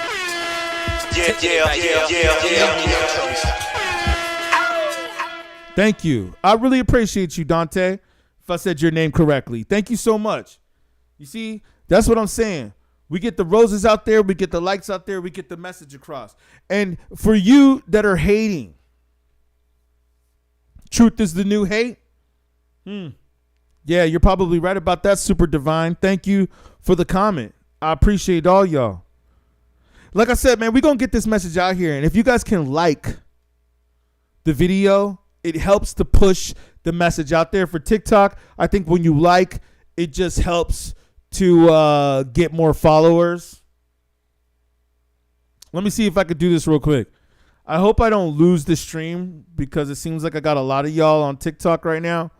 But let me see if I can just start recording something on TikTok because this is pretty dope what we got going on right now. Are y'all still with me on TikTok? Are y'all still there? I didn't lose you guys? Because thank you, man. I just want to show that we got nearly 2,000 likes on TikTok. And thank y'all for that are following. And thank you for the roses that are coming in. If you want to join live, I will. And for those of you on YouTube that are like, what are the diamonds or what are those? That means I'm getting paid. Biatch. Yo, to you hater. To you haters, that means I'm getting paid for this. Thank you. Thank you for the recognition. I really appreciate it. I love you for that. I hope you're following because we got more of this and we have a lot of content out there. You know what I'm saying? And when you guys support and when you guys like and subscribe, it helps to get, like I said earlier, it helps to get the message out there and it helps us to be able to keep doing this because, you know, as me and the homies used to always say back in the days, it creates that domino effect. We want that domino effect. You know, you like, you subscribe, you comment. Thank y'all for the comments that are coming in. Super Divine. Lil Tunachi, I think that's like a Lil Wayne name right there. I don't know if you're hating or loving, but whatever. Low Fiaco, thank you. Thunderdam Beats, of course, always sound the alarm for you. Thank you for the likes that are coming in. And shout out to y'all on TikTok, man. You just made it. We just made it over 2,000 likes. Shout out. Yo, you know what? I would really appreciate it if we can get the likes up to 10 likes on YouTube. So if you haven't liked the channel yet on YouTube, or, you know, subscribe to the channel really is what I really like. But I'd also like if you give some likes on this topic. Let's keep it going, shall we? Give me some topics, y'all. I want to know what y'all are thinking. What y'all thinking, man? I'm gonna let this interview of Eminem play, where he talks about the source. And the reason why I'm gonna let it play, I mean, I guess I should let it play because we've been talking for about nearly 2 hours now. But I'm happy to be here with y'all, man. I hope you guys are happy, man. How you guys doing, man? How you doing, TikTok? I see a lot of y'all are on TikTok, man. Got like shit. I mean, this is cool. Thank you. Thank y'all, man. We got a big crowd on TikTok right now. This is why I feel like I got to do TikTok and YouTube at the same time. It's just that I put a lot of displays in the background on YouTube, and therefore I feel like people on TikTok can't see it. But thank you, YouTube, too. I appreciate all of y'all that are here. Thank you, Super Divine. We here, though. Shout you out. Sound the alarm for you. Sound the alarm for you. I like that name too, by the way, if you're still watching, Super Divine. That's a dope name. So I just want to say, like, you know, I thank y'all that are right here. We're going to continue to do this. I hope you can join this movement. This is what I'm all about. I'm all about creating a movement over here. I want to get the following as big as we can and get as many subscribers as we can. It was funny because in the beginning when I started doing the YouTube, I said to myself, you know, I'm not really tripping that hard, but then things started moving and started building up some momentum. We started gaining a lot of subscribers. I was like, okay, let's keep this message going. People started telling me, which I already kind of felt, but it's great to hear that acknowledgement. You know what I'm saying? It's great to hear that nod. Like when people say, hey, you know what you're doing is dope. What you're doing is dope for the culture, man. You part of the culture. I've had people tell me that before, and I appreciate that. And I want to say thank you. So then we kept doing it, and then it kept getting bigger. It kept getting bigger and stronger and stronger. And then we started making money off of this. And then I said, oh, maybe now I can, you know, pay some bills and put more time into it. So that's where we at now, man. And that's what I'm trying to tell you. I'm trying to tell y'all about this journey. And that's where we here now, man. You know what I'm saying? Like Super Divine said, we're here now. We here now. And we all gonna come here together. I'm gonna tell you, man, I didn't start off just as a YouTuber or some internet personality like a lot of these cats out here. I think a lot of these cats out here are internet personalities. And that's dope. Shout out to the other homie in the comment section that said, hey, man, dope commentary. I appreciate you. Thank you. You know, I really do feel that I put more work into this than the average. So that's what I just want to let you know, that your support goes a long way. And I really thank you for it. And I really definitely appreciate all of y'all that show that love. This is blood, sweat, and tears. I mean, literally blood, sweat, and tears that I put into this. So when you guys see me at the BET Awards or at the Grammys or at the Oscars, I don't want to hear none of y'all say, oh, he just got lucky. Y'all here with me right now. This is like legendary status in the making right now. Y'all are with history in the making right now. Like when Eminem first came out with the Slim Shady, you know what I'm saying? When he first dropped the Slim Shady, that's where y'all are at right now with me with beatGrade. That's where we at right now. This is the Slim Shady EP right now. I'm about to take over. All I need is MTV. MTV was so friendly to me, and thankfully, or what was the verse? You guys know from Eminem. And MTV, and thank God MTV was so friendly to me. Come on, man. And that brings me back to, we can understand why Benzino is so upset. The reason why Benzino is so upset is because he knows that MTV made you. Thank you for the likes coming in. I appreciate it. Thank you for the likes. If we can get a few more of the diamonds coming in, that would be great. Thank you, Dante, again, for the diamonds. I really appreciate it. TikTok, I almost got my money. I've almost reached the payout on TikTok. Thank you. Yeah, man, not just getting paid on YouTube. We need to get paid on TikTok too as well. But like I said, man, this is not what it's about. It's not about the money. Right now, it's about status, and it's about credibility, and it's about, who are you really?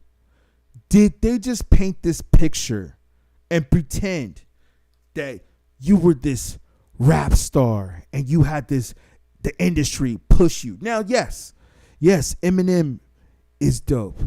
As I've said millions of times, the Slim Shady LP is one of my favorite albums of all time. And if you stay on the call, I see some of you guys requesting on TikTok to join the live. I may take you in a minute where we could talk about it, but I've taken calls before, and it's just some weirdos. Weird people, like this one weirdo Stan who just wants to have he just wants to keep retweeting on TikTok or tweeting me on Twitter what I'm saying. And it's like, yo, man, dude, there's a video right here of an interview of Eminem, historical interview of him and Angie Martinez on Hot 97, one of the biggest radio stations in the world. Not just America, but in the world. She's down with Jay-Z. Okay? Everybody that's in hip-hop respects Angie Martinez. For those of you that don't know, because like I said, I understand sometimes I talk about these people, and I know you guys are like, who? Who's that? Nobody was reading the source. Nobody cared about the Source magazine. Man, I ask, are these people just on drugs, or are they really that stupid? Are they really that stupid? I mean, sometimes I'll be honest with you guys. I hate to use that word, but sometimes I really have to ask myself, are people really that dumb? They're like, I mean, let me ask you guys this too. This is what I wanted to ask you guys too, because I think it's like Gen Z that's trying to talk trash now. Gen Z, let me ask you a question. When's the last time you read a book? Do you guys even read anymore? No. I don't mean on your phone. Oh, I read Kindle. No. I mean, when is the last time you went to the library? Actually You don't even have to. Let me ask you a question for those Gen Z. I'm assuming on TikTok, I know TikTok they say is a younger crowd. Supposedly. They say it's a younger crowd, right? Even though I think I see all generations on TikTok now. But let me ask you a question, TikTok, if you guys are a little bit younger, because I see we have a few more people streaming on TikTok. But those of you that are joining me on YouTube, I definitely appreciate you too. Let me ask you a question. Do you guys read books?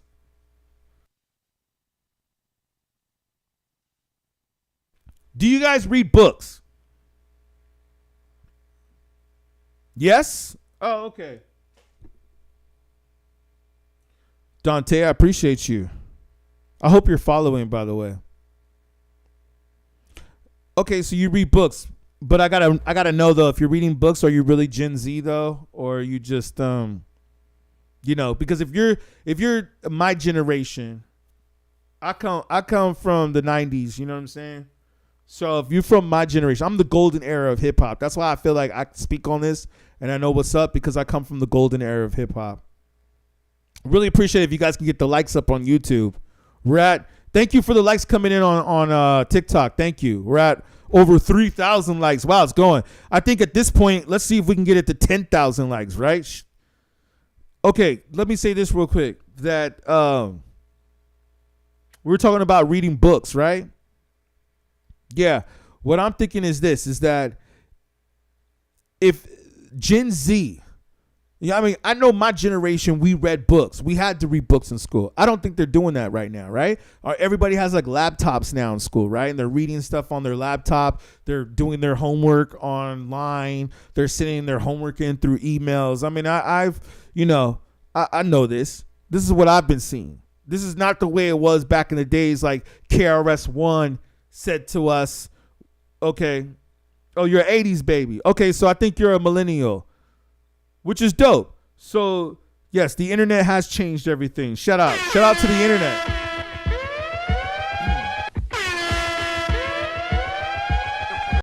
But what's sad, though, is that a lot of people, even though we have the internet right here, a lot of people don't do their research. A lot of people don't want to do their research to just go online and find Eminem say in an interview that he never won a battle. Some people are like, oh, Eminem is the GOAT. He never lost a battle. So the reason why I have Angie Martinez right here is because Angie Martinez is a hip hop, I'd say, legend as well. One of the biggest DJ radio hosts of all time. She interviewed Tupac. There's an interview that Angie Martinez has. And thank you guys that are coming in on TikTok. I really hope you're liking. I hope you're following. We're going to be doing more of this. Give me some likes right now so we can get this message out here. We're talking about Eminem and Benzino, and we're getting it out there, man. And we're letting people know what's up. Like, this is real. People need to hear this message. It's so interesting that once I'm about to take a break, looks like we about to start surging on TikTok. Thank y'all, man. We had almost 4,000 likes, and we got like nearly 100 people right now watching on TikTok. That's good for me. Yo, that's good for me. We got 100 people up in here right now. Yeah, we on our way to 5,000. I'll tell you right now, I keep doing enough of these, I'm going to get to 5,000. All right, but right now we got 100 people up in here. I'm cool with that. Shout out to all y'all. Shout out to all 100 of you that are in here. I thank y'all for joining me this evening, and I hope you're having a great evening. Eminem did this interview with Angie Martinez because everybody knows when you do an interview in hip hop and Angie Martinez calls, you answer the phone. You're going to answer the phone when Angie calls. So I'm going to play a little bit of this interview because I see that a lot of y'all don't know your research. And there's a point right here that M makes where before he was famous, and I know I might have made this point a little earlier today, but I want to make it again right now, is that you guys got to understand that in the early 90s, right,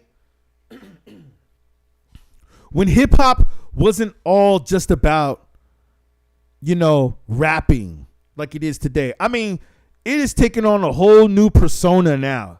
Rap music, and thank y'all on TikTok. I really hope you guys are following. I want to get the follows up because like I said, man, we're going to be doing more of these. So those of you that are joining the live on TikTok, excuse me, YouTube, the reason why I keep saying this is because it's starting, we surging on TikTok. It's going, looks like we about to start going viral on TikTok right now. So excuse me.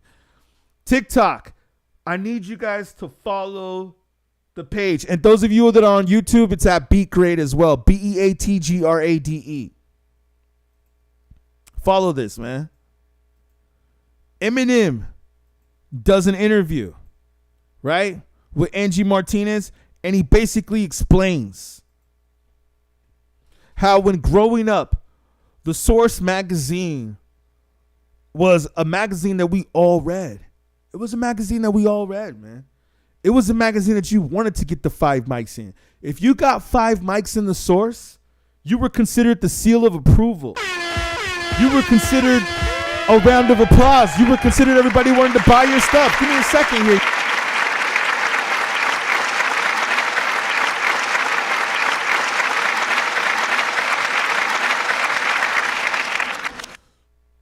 You were considered that everybody wanted to buy your stuff. They wanted to buy your music. It was almost like if you were a rapper, you had to get a 5 or, like M said, at least a 4 or a 4.5 in the stores. If you didn't get that, your album wasn't considered dope. And what's so funny to me is that some of these stans out here will say, oh, well, you know what? What did they say to me that was so stupid? I mean, there was a few things. I don't even want to go back and repeat it because it was so dumb. But I think one of the stans, because I debate stans all day on Twitter. I got to tell you, man, being on the phone, debating stans all day on Twitter gets exhausting. That's like a full-time job, yo. It's a full-time job in itself, debating stans. People talk about Taylor Swift Swifties or Nicki Minaj's Barbies. I'm sure some of y'all got Cardi B got her fan base, Barty gang or whatever. I gotta tell you, man, Eminem stans, I think, are the worst. And like Benzino said, I think the black Eminem stans are even worse than the white ones. But I'm so glad that Benzino went out here and said this. And then people say, oh, well, who cares about Benzino? Who cares about him? Listen, y'all got to recognize. And thank you for the likes coming in. Thank you for some of y'all saying this. I'm going to look at y'all real quick, see what you guys are saying. Oh, thank you so much for the roses that are coming in, the diamonds. I appreciate you so much. You see, and aren't you guys glad that we're speaking about some realness here? I mean, we could be doing like that crazy, what is it, the NPC characters that people are doing on TikTok. Thank you, old, if I said your name, old the Block Scott. Thank you for the follow. I really appreciate you, man. I'm gonna shout you guys out, man. I'm looking at all y'all. I want to let you guys know, all you guys that follow me, I'm not like one of those subscribe or whatever you want to call them, YouTubers, TikTokers that are just like, oh, thank you, you followed me, and then I just never say anything. No, I go on you guys' profile and I check out what you guys are doing too, and I like and comment on the things you guys are doing too. And if I think what you're doing is really dope, I'm gonna follow you back. No, I share the love, man. I'm not one of these people out here that's too good for this or too good for that. I go out there. Hey, y'all believe it or not, man, I've thrown some shows and people want to take pictures with me, and I don't say, oh, well, catch me another time. I take pictures with everybody that wants to take a picture with me at events. And I'll come and I'll talk to you. I appreciate that. Yeah, thank you. Let's see. Dante, what do you mean? I want to read that comment out loud. What did you say? You said, TikTok messing with your algorithm, bro. You need mods. MODs. Mods. What does that mean? Mods.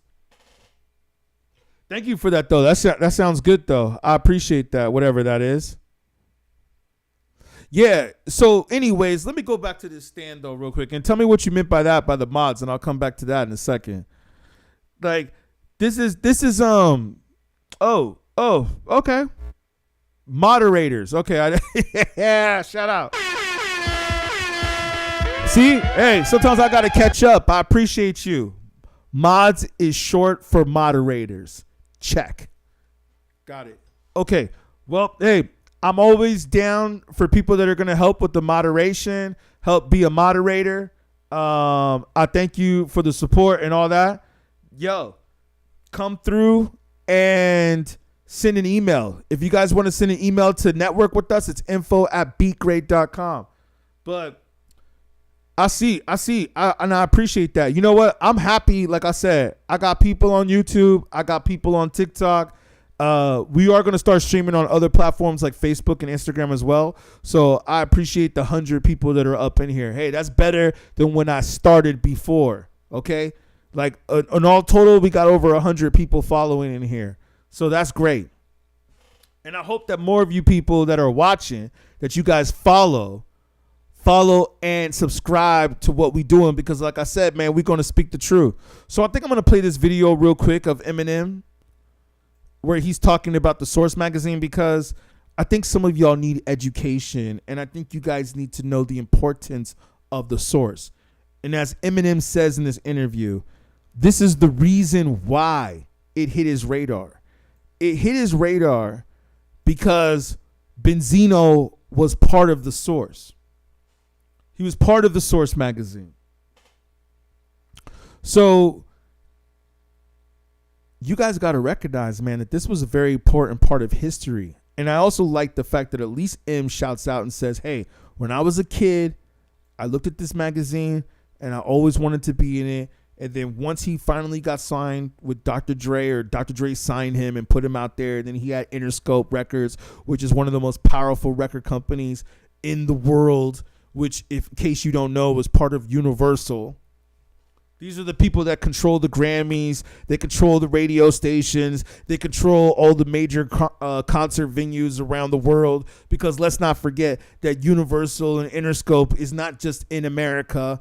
They're also all around the world too. There's Universal in Europe. I think there's Universal in China and Japan. There's Universal in Africa. Universal is all over the world. So if you are an aspiring rapper who gets signed to Universal Music, Interscope Records, which basically owns all of the trendy music that you hear, yes, that includes Taylor Swift. Yes. That includes Jay-Z. Let's do the gunshots for those ones. Taylor Swift, Jay-Z, Ariana Grande, Bad Bunny, Ice Spice, No Doubt. They're not around no more, but Limp Bizkit. I think even Vanilla Ice. He's not around no more, but he was on Universal too. Tupac. Snoop Dogg. Should I really keep going? Kendrick Lamar. The Game. I mean, I could look it up. 50 Cent. Let's have 3 for 50, right? These are all the artists and rappers that are on Interscope Records, y'all. Or Universal. So basically, if you have that machine behind you, what I'm trying to show y'all or help to tell y'all is that you are automatically going to be famous. It's almost like if you have this machine behind you and you fail, which has happened to a few artists out there. And maybe it was just because of their marketing. Maybe it was because maybe they didn't put the time and the energy into it. I don't know. And by the way, if you guys want to go back and research and fact check what all the rappers and artists that I just named, I believe all of them are on Universal. So go do your research, because I definitely did mine. I'm going to say, man, even if you didn't sell as many records as you were expected to sell, then they probably look at you like, oh, maybe your music really is just trash. But I almost say that if you really try to put out some quality music and you show that you care, how could you fail when you have a machine behind you like that? Let's not forget when Eminem said, which album was it? Was it the Marshall Mathers, the first one? where he said, and I cannot forget how MTV was so friendly to me. Come on, man. MTV practically blew Eminem's career up out of here. I'm sure a lot of y'all weren't around for this either. Did y'all know that when Eminem first came out, this was when radio was actually an important thing? Let me take y'all through history right now. Let me give y'all some education.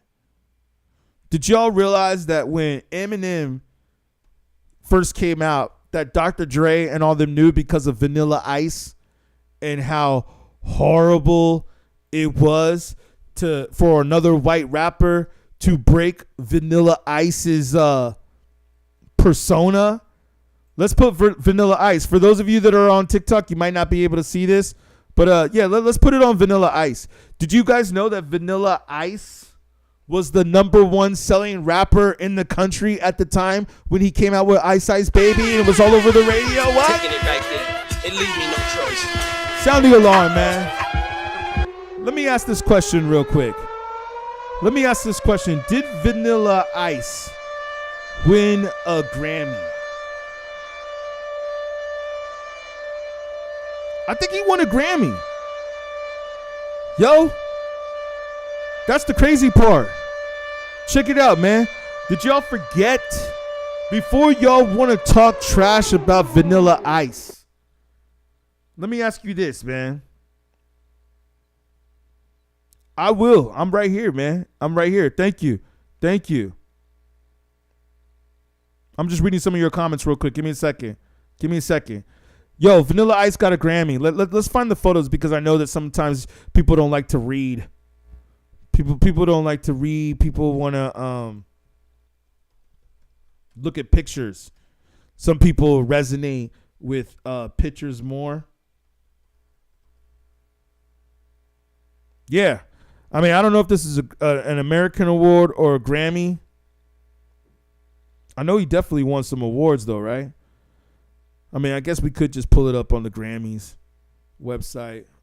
But I don't like going to the Grammys website because they always take so long to load. The 33rd Grammy Awards, 1991. Vanilla Ice Grammy Award, 1991. And look, he had his whole black crew with him too. When people try to say, oh, Eminem got the black crew with him. My point is this, y'all, is that Vanilla Ice was a tough act to follow. And what I mean by, okay, so he got a nomination. See, I'm glad the Grammy website is actually working today. In case you guys don't know, you can go to Grammy.com and you can look up on their website. So he got the nomination for Best Rap Solo Performance. But I guess, obviously, thankfully, they didn't give it to Vanilla Ice. But I just want to let y'all know this, that Vanilla Ice was getting Grammy nominations. So before you guys go and you talk trash about, oh, Vanilla Ice is a whack rapper. I mean, at least he did win awards though, right? What was this? The American Music Award or one of the awards? I mean, yeah, he did win awards. So we can't knock him for that.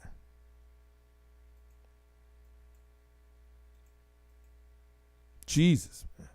And the reason why Vanilla Ice's career tanked, which is what a lot of you guys got to know, the reason why his career didn't do anything was because he tried to pretend that he came from the ghetto, right? And then a lot of people figured out that he did not come from the ghetto. That's the reason why Vanilla Ice ruined his career. Vanilla Ice ruined his own career. He was on his way to stardom. I mean, actually, he was a star. Wasn't the dude also dating Madonna? And thank you all that are watching on TikTok. I'd really appreciate it if you guys could follow. Like, let me get the follows up, man. Like, you see that we out here, we putting in the work. I'm about to respond to some of your comments in a minute. I just want to get this thought off. And thank you guys that are watching on YouTube as well. If we can get the likes up on YouTube. I want to know what some of your thoughts are on YouTube, man. But yeah, let's get the likes up on TikTok. I might keep it going on TikTok a little bit more because I want to thank y'all, man. I can see that you guys are active on TikTok. Let me read your comments. I'm going to read your comments in just a second. Yo, Vanilla Ice. I just want to say real quick, was the first Rap Elvis. Thank you for the likes coming in.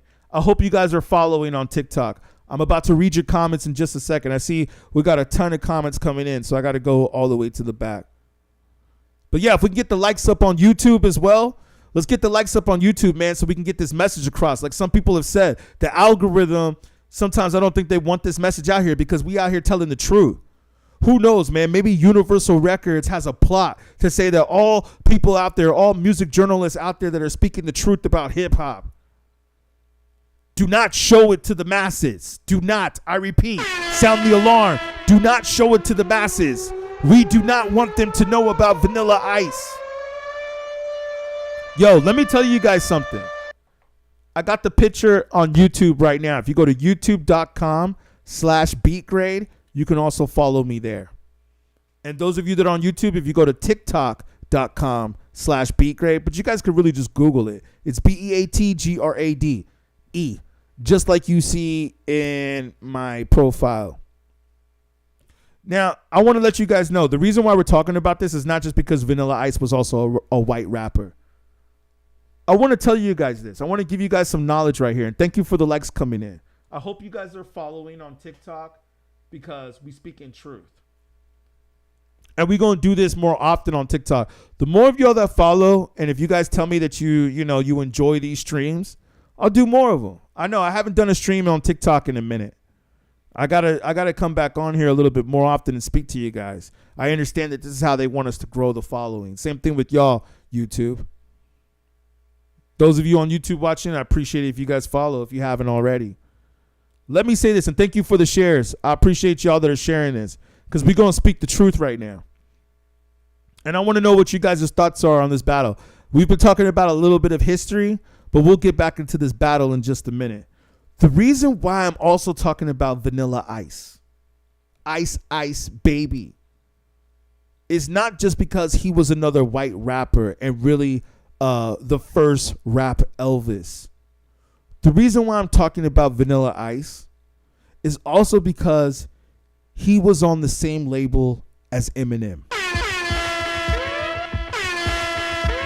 In case y'all didn't know, Vanilla Ice, the time that he talked about Suge Knight hanging him over the balcony by his ankles.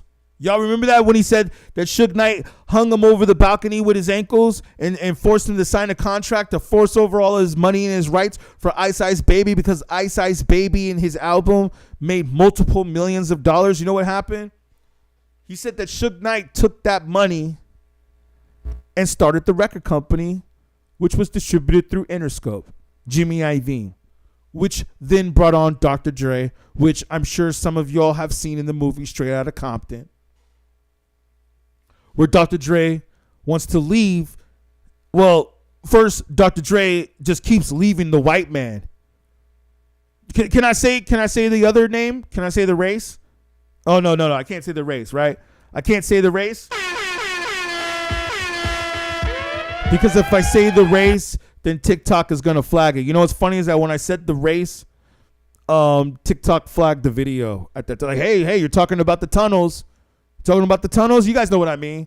Y'all know what I mean? The New York tunnels? These guys, they were hanging out in New York tunnels. They got little media coverage.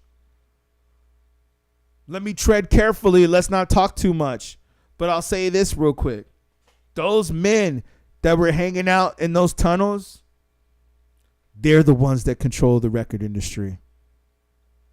Not only do they just control the record industry, but they also control the movie industry. So let's just say they control the entertainment industry. Those people is who Dr. Dre. Oh man, I hate to say it because I actually like Dr. Dre. This is no disrespect to Dr. Dre because I've met you before. You guys can do your research. You see that I got pictures out there with Dr. Dre. I'd love to work with Dr. Dre again. I think we have a lot in common. And those of you that are joining on YouTube, I'd really appreciate it if you could like this video so we can get this message out there. Like this video, man. We need to change the algorithm. I appreciate y'all. I want to say real quick that Dr. Dre, you have just been going from white man to white man to white man, where some people would call your master. And that's okay because they made you a billionaire. They said, hey, you know what? You know what, Dre? We're going to make you the richest Negro on the planet. But you know what? You want to become the richest Negro on this planet? This is what they told Dre. This is what they told Dr. Dre. And let me pull up the picture of Dr. Dre too. This is all connected, yo. I'm trying to tell y'all that all of this is connected. Eminem, Vanilla Ice, Interscope Records, Snoop Dogg, Dr. Dre, Cannabis. I think even Cannabis was on it. Dr. Dre, man. You know what they told? You know what they told him? They said, "Hey, you know what? Still. Yo, man, how many people out there figure it out later on? Especially if you guys watch our top 10 videos, our top 10 producer videos. How many people figured out later on that? Oh, actually, Scott Storch made the beat still."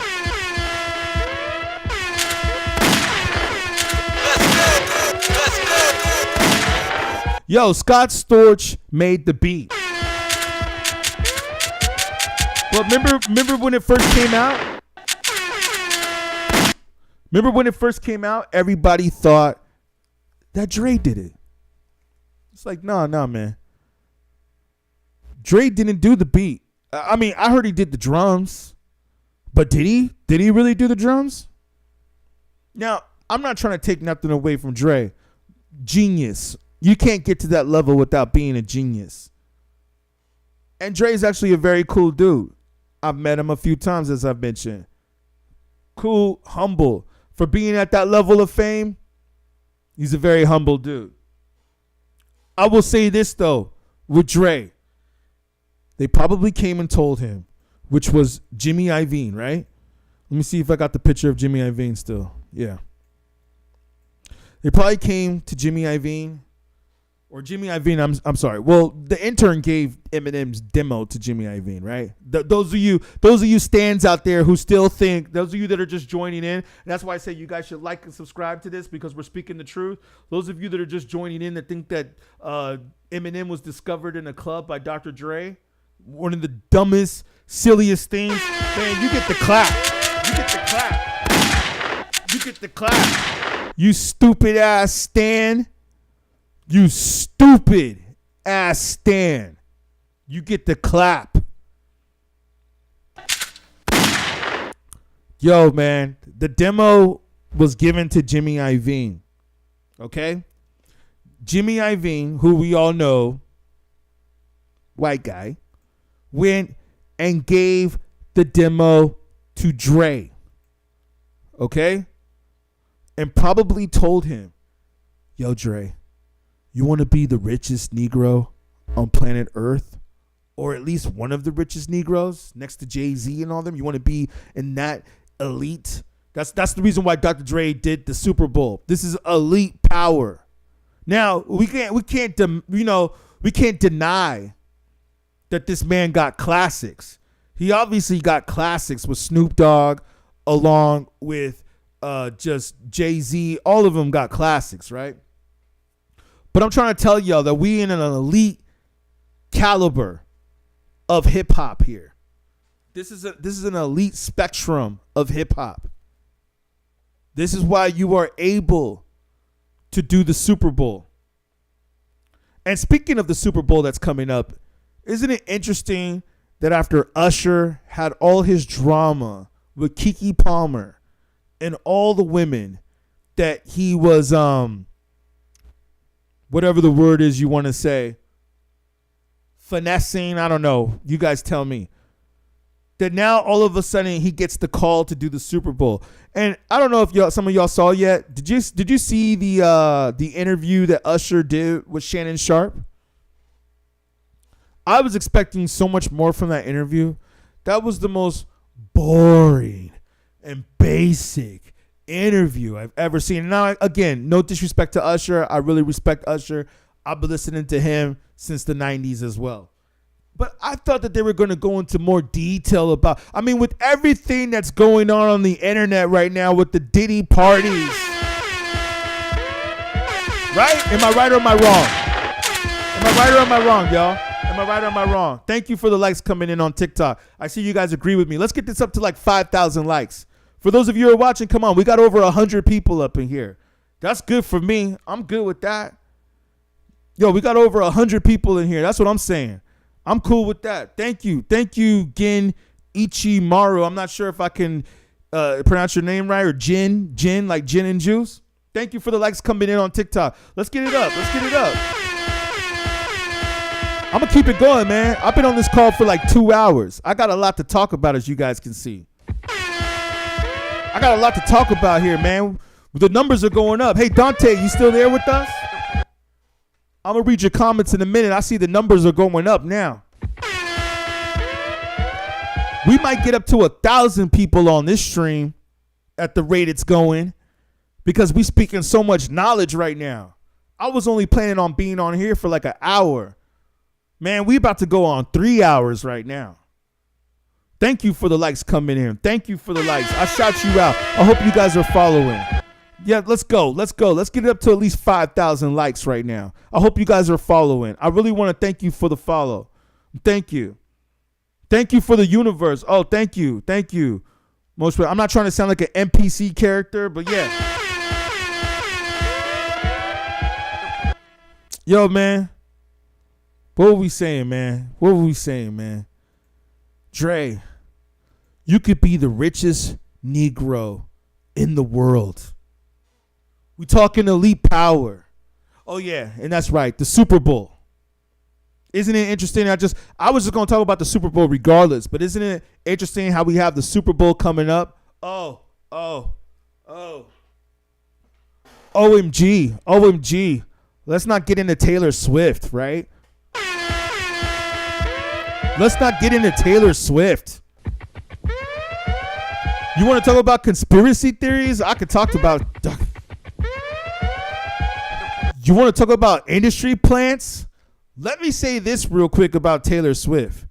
When she first came into the industry, didn't she start off as a country star? And now she, like, all of a sudden after the Kanye thing, she became a pop star? Isn't that what it is? I mean, like, there's so many topics we could talk about. And like I said, man, I don't want to go all over the place, but there's so many places we could jump about, and so many conspiracy theories that we can get into. There's so many conspiracy theories that we can get into. But I just want to say that we all know that after the whole Kanye Taylor Swift incident, that all of a sudden she's just super famous. And now, let's be honest. Who did she really win the award over?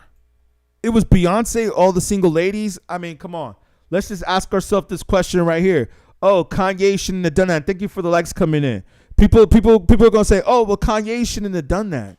He shouldn't have said that. But can we all sit back and say to ourselves, was there any lies told? Was he not telling the truth? Yo, YouTube, can we get the likes up a little bit? We got almost 1,000 people watching on TikTok. I'm just trying to get to at least 10 likes on YouTube. This is crazy, man. We about to go through some history in a minute. We're going through some history. Real rappers. The music industry. Yo. Let me say real quick, man. They told Dre, you can be the richest, in the world. But, you're going to have it all, man. Super Bowls and everything. You're going to have it all.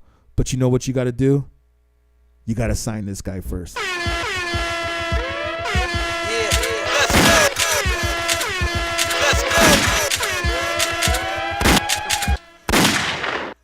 You can be the richest Negro in the world. But you know what? You got to sign this guy first. Taking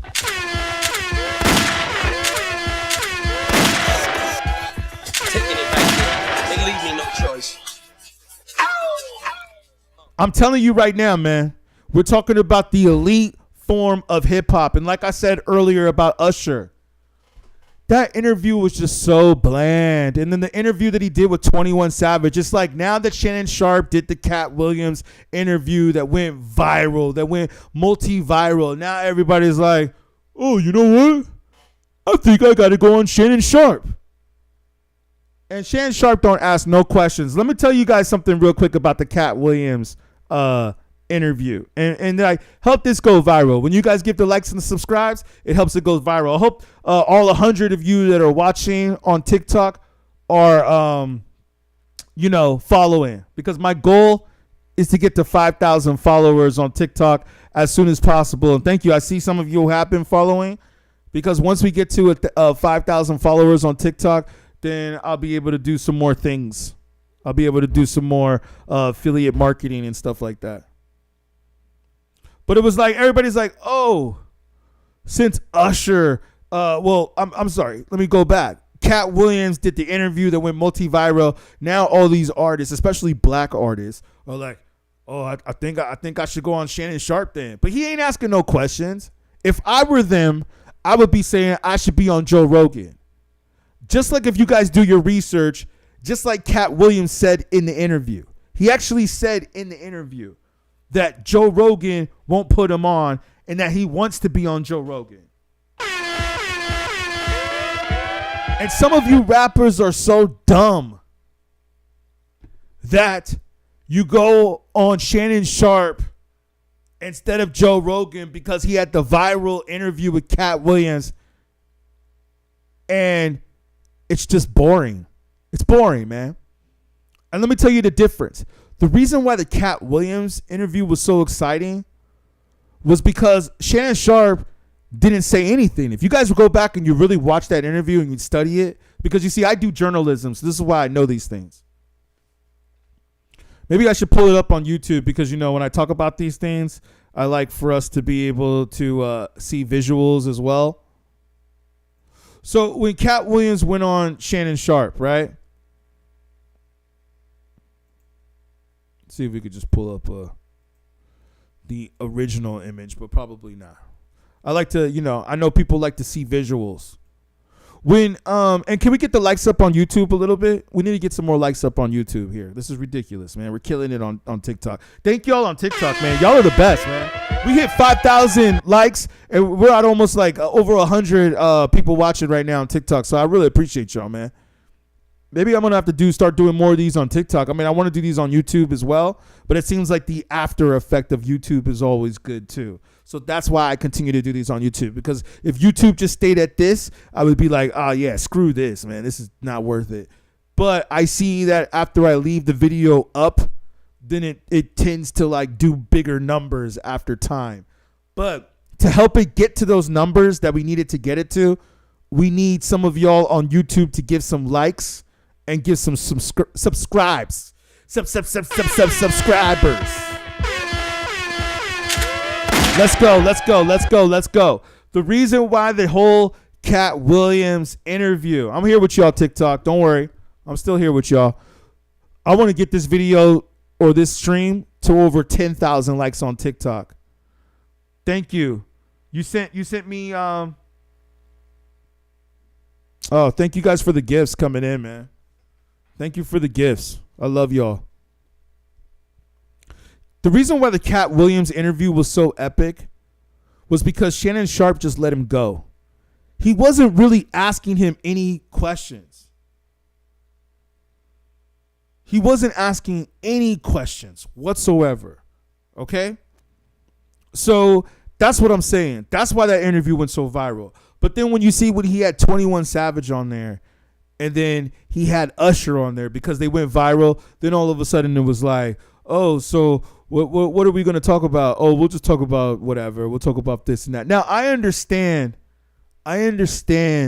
Usher's move in going on Shannon Sharp. I understand it. You know why? The reason why he went on Shannon Sharp was because he's getting ready to do the Super Bowl. And Shannon Sharp right now is trending. He got the hot interview with Cat Williams. So I understand why Usher went on Shannon Sharp. And Shannon Sharp is also, let's not forget, a football player. I just want to pull up the images in case you guys didn't see it. I think the interview just came out a few days ago. So, yeah, I understand, Usher, why you went on Shannon Sharp. I do. It makes perfect sense. But I got to say, that interview was so boring to me. I was actually expecting to hear more of the Diddy parties.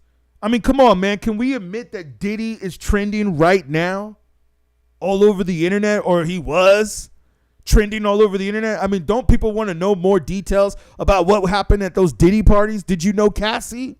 What was going on? Do you think that was true? Was Diddy really doing that? Oh, come on, man. You're going to tell me that Usher's PR team basically said, hey, you know what? Okay, we're going to do this interview because it's right before the Super Bowl. Oh, not to mention that Usher's album is dropping the same day as the Super Bowl. How strategic is that? Yes, I watched the interview. Yo, I'm going to tell y'all, man, I do my homework. Thank you, AB, for the universe. Thank you so much. I appreciate you so much. Thank you. Oh, and Super Divine. I know. I keep saying TikTok so many times. It's because we got so much activity on TikTok, man. Shout you out. We got so much energy. Thank you, TikTok. I appreciate you. Round of applause for TikTok. We got so many people commenting, but I know that you're here with us. And speaking of TikTok, let me do this real quick, man. I'm gonna say this Usher subject, and I'm gonna get to the people that I gotta shout out on TikTok. Usher, very strategic. I understand why you went on Shannon Sharp, but what I want to say though is that the interview was very boring. You didn't talk about the Diddy parties, which is what a lot of us want to know. You lived with Diddy. You were in New York with Diddy. He was your mentor. You grew up basically with him. He taught you the ins and the outs of the business. I mean, if you guys think that this interview was dope, y'all need to go watch the Howard Stern interview with Usher. That interview, the first 5 minutes or 10 minutes that they put on YouTube of Howard Stern, I felt was more exciting than the hour of the Shannon Sharp interview. And this is not to knock Shannon Sharp or throw no shade. Hey, he's doing his thing. I understand the power move. I just want to say that this interview right here was an industry move. This was not a move of like the Cat Williams that was authentic and genuine. And that's what's just so funny and so sad about this industry is that some people will be like, oh, wow, he went viral. Wow, that interview got how many millions? It got over 30 million views in like 2 days.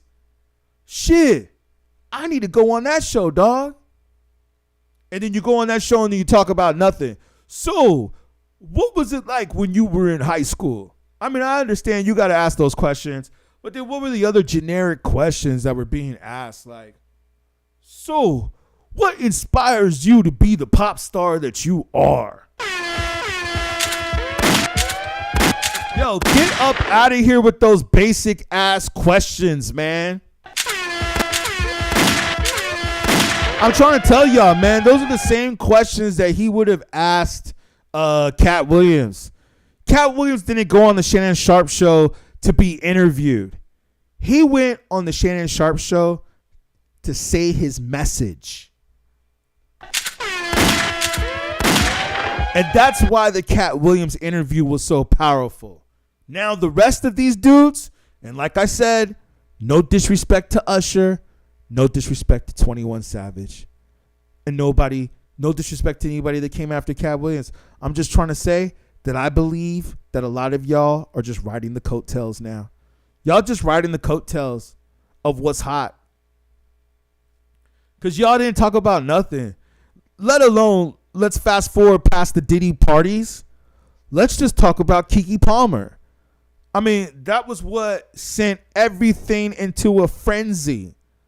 The whole drama with you and Keke Palmer to the fact to where you even did a video with her called Is That Your Boyfriend?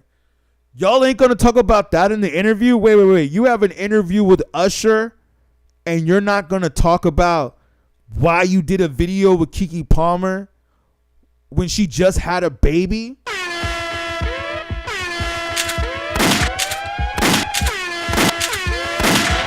Can we get the likes up on YouTube? Can we get the likes up, please, on YouTube, por favor? And thank you for the likes coming in on TikTok. I appreciate y'all. We got to make sure that people are following us on both. Yo, you didn't talk about that? Oh, I know why they didn't talk about that. You know why they didn't talk about that? Because Usher, you're getting ready to do the Super Bowl, and we got to keep it PG.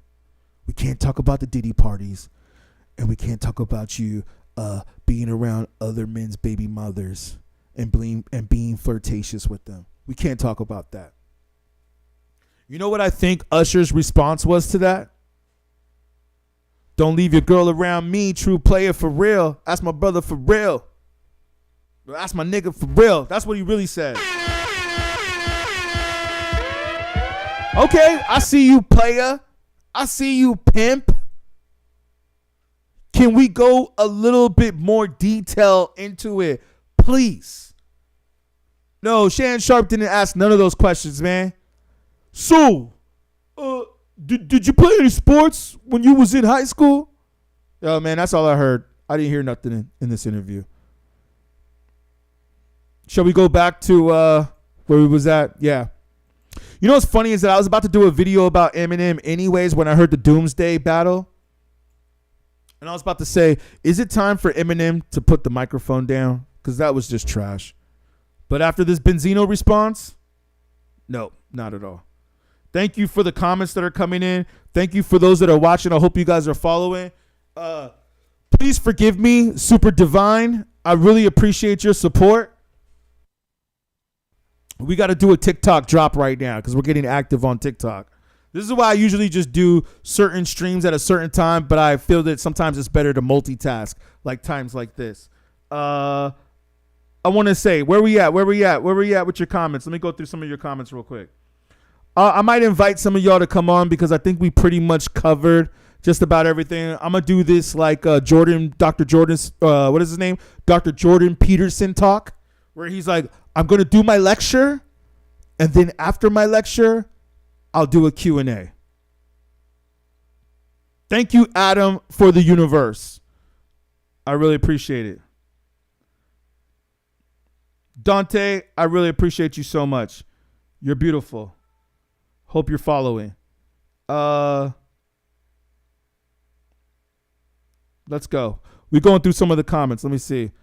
I might, like I said, I'm going to do the Q&A later.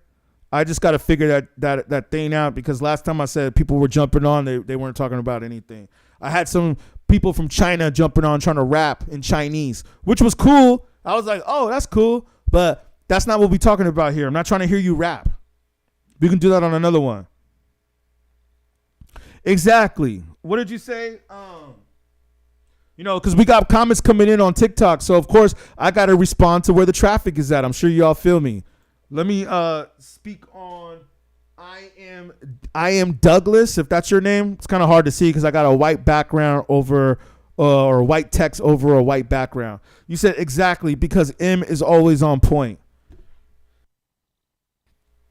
I understand that some of these chats came in earlier, but yeah, that might be something like it.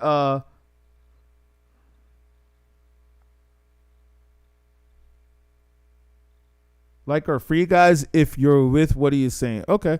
I know we were talking earlier. Okay. The best thing M could do. Let's see what you're saying. Up.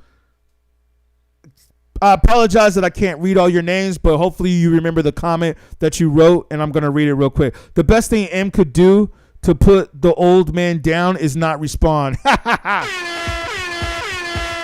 I would have saw that comment earlier. I wish I would have saw your comment earlier, man. No, but I like the song. Yeah, he did it win. This is the year of the Aquarius, so they can't stop the truth. Okay, yeah. Shout out to all the Aquarius out there. I know, you're right. We just hit the Aquarius, right? Benzino cooked M. Yo, you are so right. Paper Route Black. I think that's your name. Paper Route Black. You are so correct.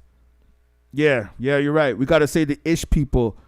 Thank you, Sarita Norman, for your comment. I'm glad. I'm hoping you're loving that. And if you don't love it, it's all good.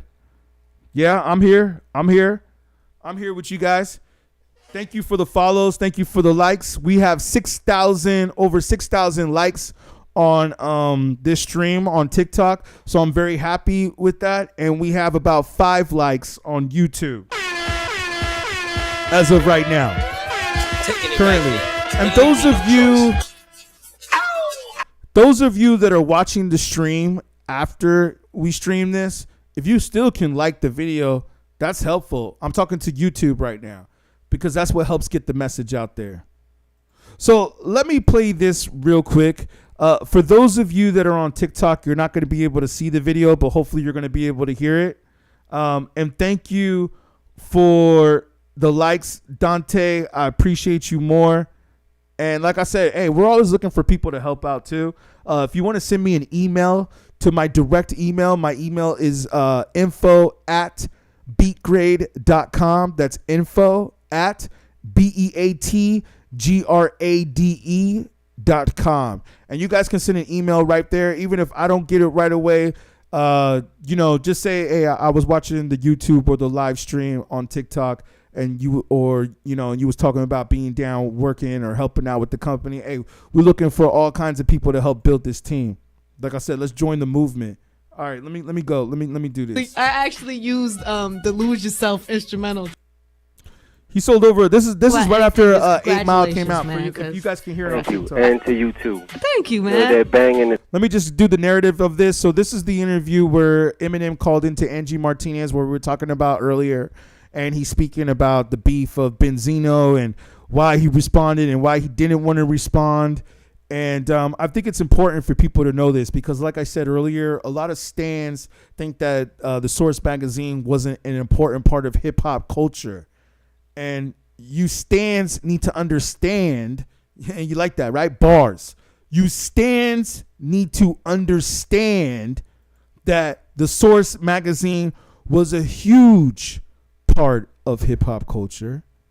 And basically your master, your rap god, your rap messiah, whatever you want to call it, Eminem, even the way he looks in this picture, he just looks like, oh, he's not wearing any jewelry. He's not sporting any cars. But the picture just looks very extravagant. You could tell that it looks like he's in another country. It doesn't look like he's in the United States in this picture. We're talking about the picture that's on YouTube. There's a lot of I don't know what the word is, symmetry or going on here. Banging. I was in Detroit 2 days ago. I like it there. Yeah, I told him to. Oh, yeah, that's what it was. I told him to.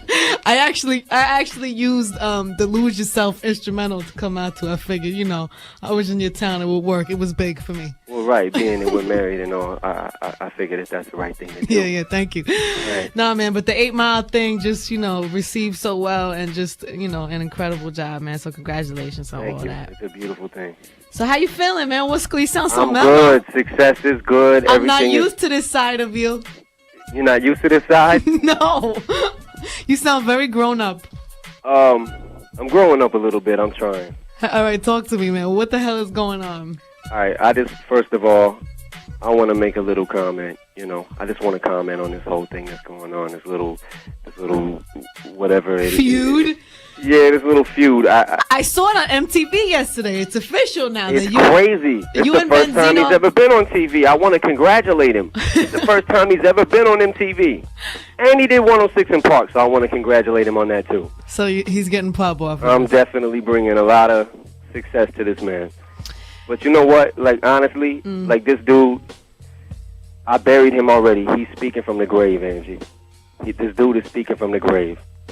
So, would you be referring to the song on the Green Lantern mixtape? I'd be referring to the new one that he has. Let's fast forward this a little bit. The newest one, and all the stuff that is not even puffy with big puffy clown hair. So take them cards that you're dealt with and say that in your rap. Flip them cards. Wow. You know what I'm saying? Take them cards that you're dealt. Stop being mad at me. Stop constantly. Never met this man, this girl in my life. I never met this woman. She is obsessed with me. I cannot understand it. You know what it is? I think Angie, a lot of times being that I've been out for like, you know, the last 4 years or whatever, I think people are starting to forget a little bit that I came from the bottom. You know what I'm saying? Right. And I took those cards. I remember the con artist from D12 told me some. Hold on. Did Eminem just say right there that he came from the bottom? Dude, if Benzino is correct, he basically just said that you came from Missouri, that you ain't even from Detroit. Now, I think that Eminem did battle in Detroit, but he's saying that he actually had family, or like he grew up with his mother, right? And I guess his mom was in Detroit, but then I think he went and lived with some other relatives in Missouri for a while. I think didn't he even say that like in an interview that he was staying in Missouri for a minute? Anyways, it don't matter though if you came from Missouri or you came from Detroit. I know people in St. Louis, shout out. And my family's from Detroit, shout out.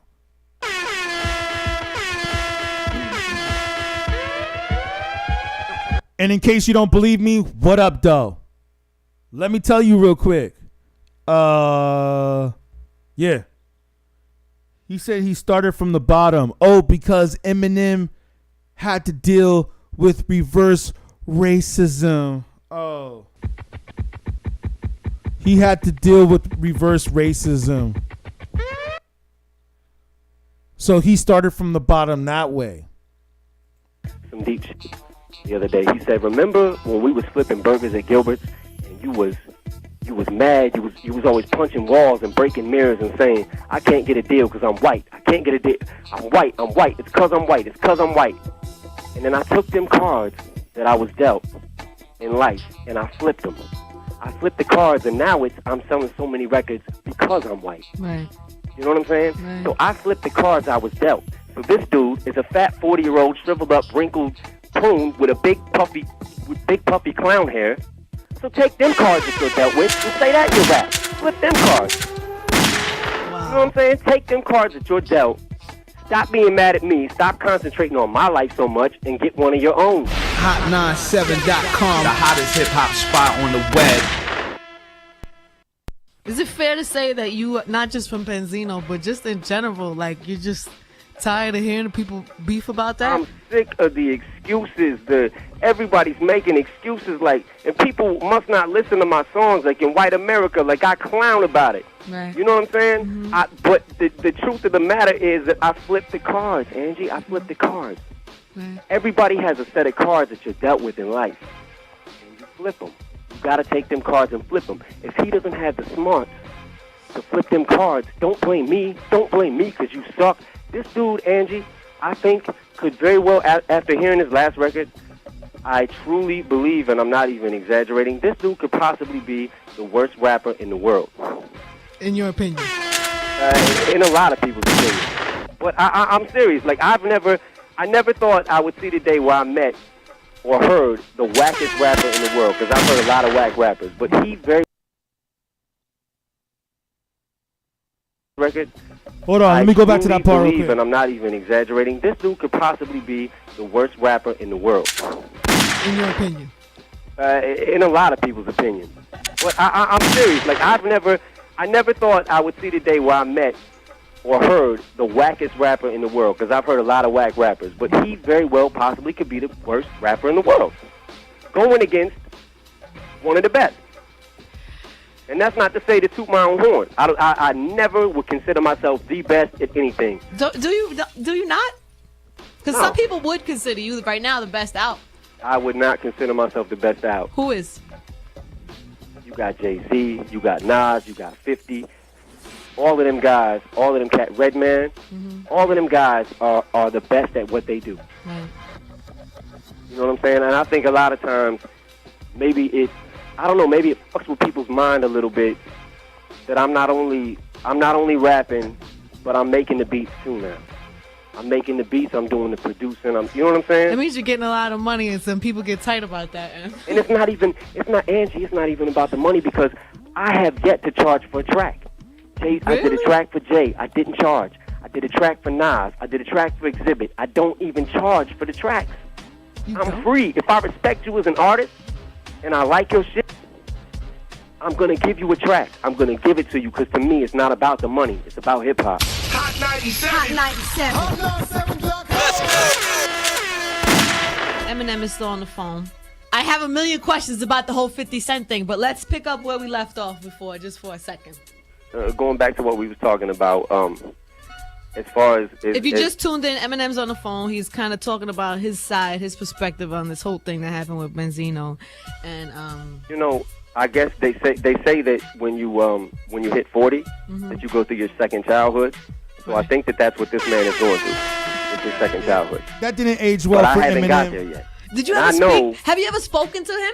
I've never even seen Paul and put it on the beat. Thought he was doing the right thing by trying to squash it. This dude is trying to play dirty pool. Wow. But this dude is, I think it's a myth. Let's get to the part where he talks about the source. Midlife crisis, Angie. He's going through a midlife crisis.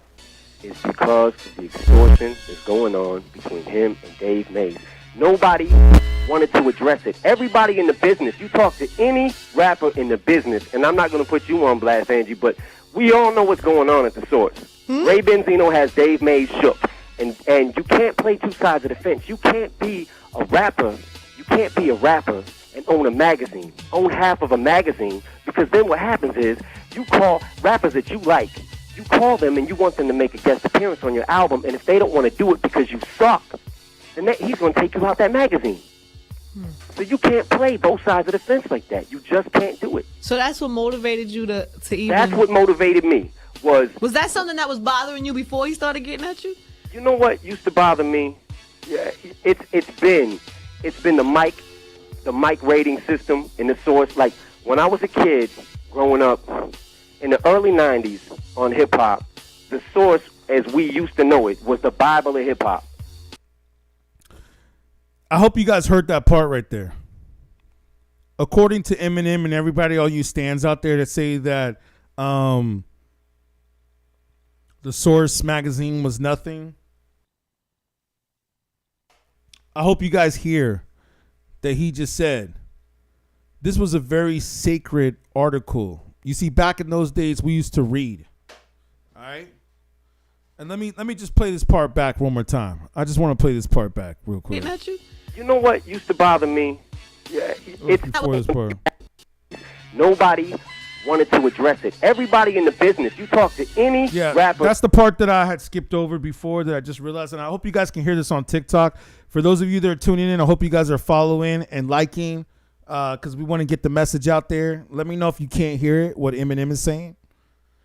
But what I'm saying, though, is that I think Eminem is the word gaslighting or lying a little bit or fibbing when he said that Benzino wouldn't give you credit or give you the 5 mics or the 4 mics in the source if you didn't do a feature with him. And he was trying to make it sound like, oh, well, the reason why Benzino didn't give me the right rating is because I didn't do a feature with him. He asked me to do a feature and I didn't want to do it. I don't believe that that's entirely true because some of us were actually there and witnessed what happened.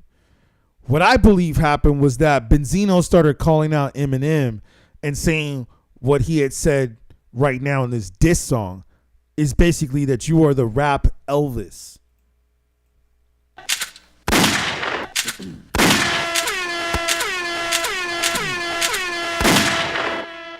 That's what he said, man. He said that you are the rap Elvis.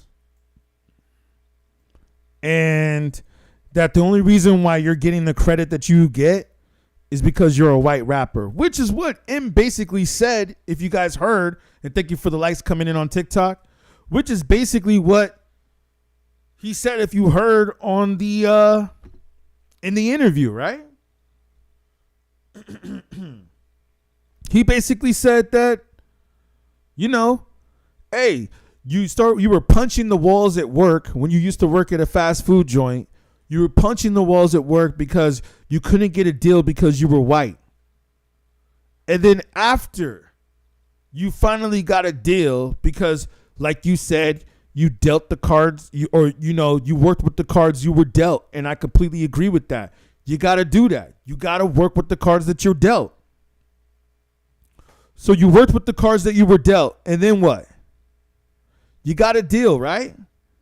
And then after you got your deal, then what happened? Man? Eminem started selling more records because he was white. Okay? And that's basically what he said. Thank you for the likes coming in here. I'm going to take you guys' Q&A in a minute after my lecture. A lot of people are requesting to talk with me on TikTok about this issue or whatever this is, this battle, this beef. Because I know some of y'all on YouTube were like, why do you keep saying TikTok so much? I just want to say thank y'all, TikTok, because I keep seeing the likes coming in. Let's get the likes up.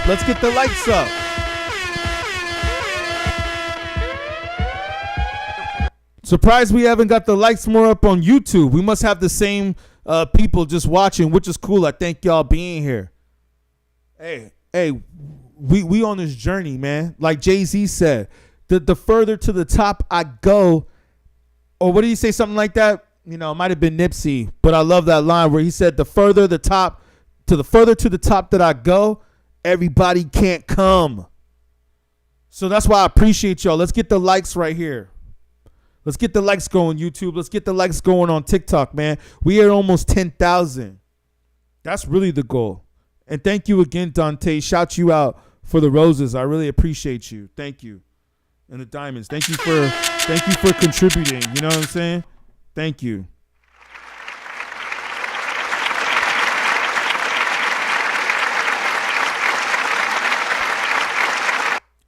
Again, Eminem. Man, I got to tell you, dog, you got skills, man. You got skills, but you can't be mad at Benzino for basically calling you out for what you agreed to. You agree. You said in this interview with Angie Martinez that the reason why you started to sell more records is because you're white. And then, of course, the machine pushed you. Now, the machine knew that you weren't and thank you to Dante for giving me the correct word to say instead, ish. The record industry knew you weren't the ish. You weren't part of the ish people or part of the ish culture. But you still look like them. Even more so now. So I think that that's what this whole beef is about. This whole beef is not really about who sold more records, as I said before. But, you know, sometimes we got to reiterate these things. And I know some people are just joining in on the stream. And I want to thank y'all. I hope you guys are liking and subscribing to the channel. I really appreciate it. It helps us get the message out there. I want to say that this battle is not about who sold more records or whose career got destroyed. I mean, people are going to say, oh, he destroyed Benzino's career. What, as a rapper? I don't know if Benzino was ever really trying to be a rapper. I mean, I think maybe in the beginning he was trying to be a rapper. But the man was running the source. Like in the mid-90s, he was already running the source. I mean, to be doing something like that. I mean, didn't Benzino go to Harvard too? Or something like that? I think he went to Harvard. You can't be dumb going to Harvard. I mean, I represent Harvard. I like Harvard. I think he did. Don't quote me on that. Fact check that. I'm not going to fact check that. Maybe one of y'all can fact check that. And can we get the follows and the likes up on TikTok? Subscribes on YouTube. Follows on TikTok. Because I'll be doing more of these, man. You know, I appreciate all y'all. I see that more of you guys are following. I'll keep it going until I get one more follower. I got 4,299 followers on TikTok. I need to make that 4,300. Let's make that 4,300. Can we get that up to 4,300, please? I almost feel like, you know what? You're lucky, TikTok, that I'm on YouTube too as well. Because if I was on TikTok, just TikTok right now, I would stop and I would say I am not continuing this content until I get one more follower. So I'd appreciate it if you guys can follow, so we can get the message out there. I'm looking for that 44,300 followers. Thank you. This battle right here, though, for those of us on YouTube that are with us, because I know you guys like to pay attention to these things, and I thank y'all too. And I see that a lot of y'all, though, that are on this call have been on here with me for like nearly 10 minutes. Thank you. That's a very long time. Shout you out. You've been on the call for me or with me for nearly 10 minutes.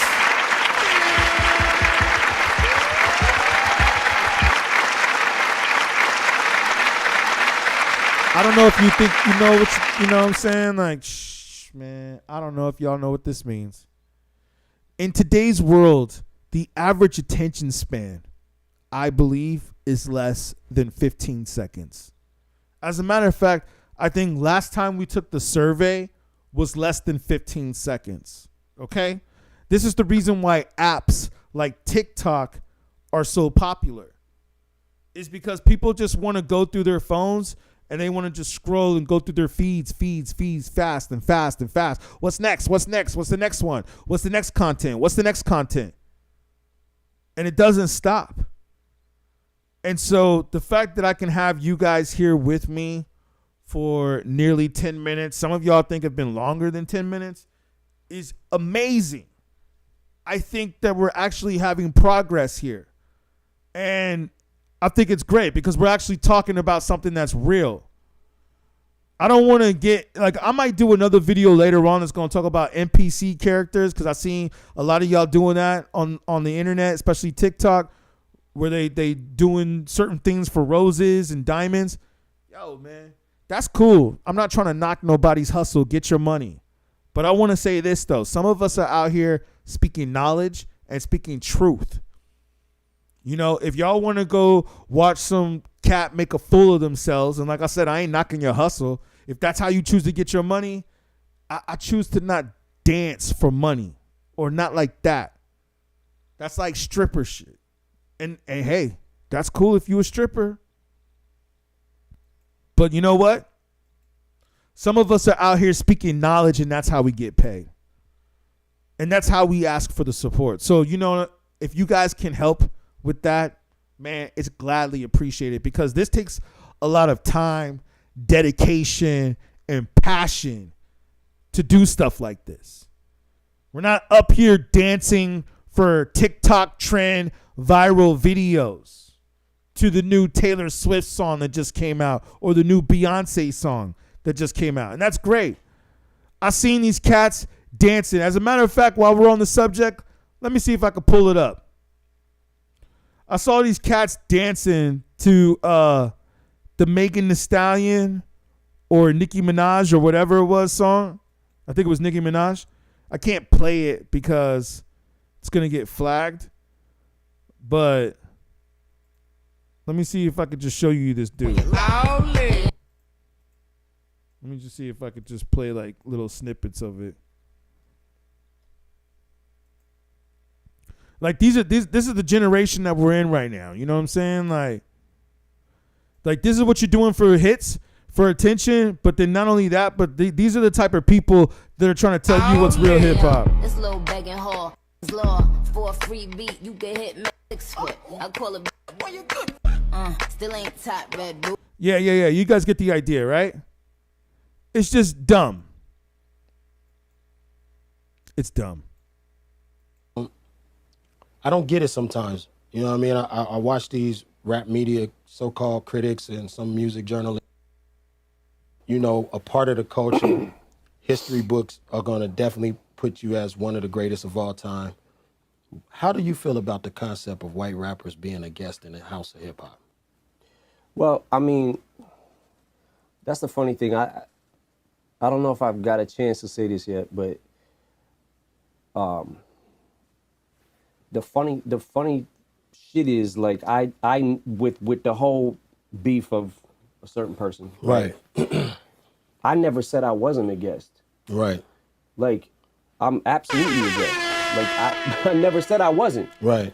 And I never said I was king of anything, right? Like, I had a song called Kings Never Die, but it wasn't me saying, that was one of the beats that Khalil sent me with the hook on it. That was the concept of the song. And I'm like, I can't say I'm the king of hip hop. Right. I could just say, so I threw Run DMC in there, Jam Master Jay. You know what I'm saying? And was trying to like, because I never want to be, like, I don't want to be the king of hip hop. Who the fuck is the king of hip hop? Yeah. Like, is there a king of hip hop? Like, I don't. Yeah. Like, nah, I feel you on that. People would say, just because you sell the most records doesn't mean you're the best. Just because you can rap 40 million syllables doesn't mean you're the best. Like, I care more about rhyming the syllables. You know what I'm saying? Like I care more about the craft than any of the other. And that shows. You know what I'm saying? Like, and it goes back to those who know. You know what I mean? If you know, you know. And I just don't. I don't get it sometimes. You know what I mean? I watch these rap media so-called critics and some music journalists, and so many of your bars and your messages goes over their heads. And, you know, they like, even with the content conversation, I mean, you've been having content since day one. You got songs to prove it. You know what I mean? It's like sometimes I'm like, what is content? What are you talking about? What do you want me to talk about? Think about the first time you heard Rakim, right? So when people make these lists, and he's always on the list, but he's also always on my list because, to me, greatness is not only how well you do something, but if you were the first to do it. Rakim was the first person that I heard that started using like inside rhyme schemes, right, and coming back at the end and hitting the, you know what I'm saying? So he did something that hadn't even been thought of yet. Original. Yeah, it was like, and he single-handedly pushed the genre forward to be more complex lyrically. And Absolutely. then he birthed fucking Kane and G-Rap, right? Right. And man, those two will always be on my list too, because like Kane was doing confuse and lose, abuse and bruise the crews who choose to use my name wrong will pay dues. Woo. Man, come on, nobody was doing that. Nobody like was that doing was that. Every single fucking word he said rhymed, and he just made a sentence with it. Like, and that made sense. Yeah. You know what I'm saying? Every person who's a fan of hip hop might feel like hip hop is about something different, right? It ain't about lyrics. It's about how good you flow in your cadence, right? Right. Or it ain't like, but it's just about the beat is dope and just having a message over it. That could be what your opinion of what hip hop is about. My opinion is hip hop is about lyricism and the greats. Great interview right there. Shout out to Crooked Eye from Slaughterhouse. Shout out to Crook's Corner.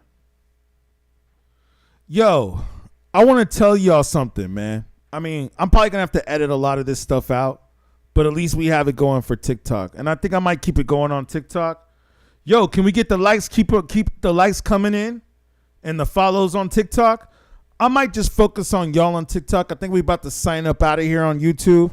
And thank you for the extra like that came in on YouTube. Wow. The hard work that we putting in here on YouTube, man. We got to be on here for like 3 hours. But it's all good, though. I love this. I love this. This is why I do this, man, because I love this. Let me tell you right now, man. Let me tell you right now. Eminem has to respond to Benzino like the video says that I did.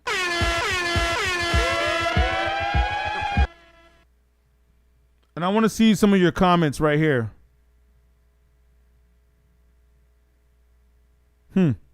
Not sure I understand your comment correctly. And you're right. I did say I was going to do a Q&A. So we should do that in a minute. This will be, and if you have something that you want to debate, we could debate it too. It doesn't have to be necessarily just one-sided and you have to hear my point and agree with me, we could do that too. We could debate it as well.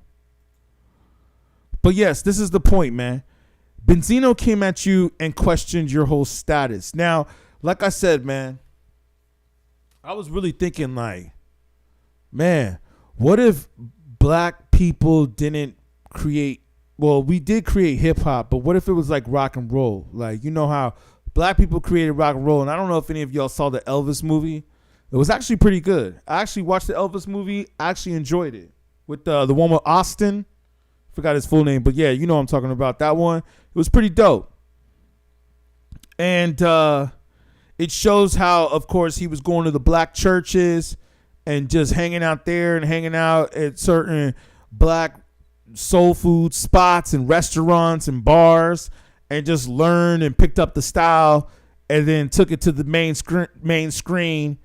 And then because he was white, and let's make sure that we pull up the visuals so y'all know who we talking about here. Yeah, we're talking about Elvis. That's what we talking about, man.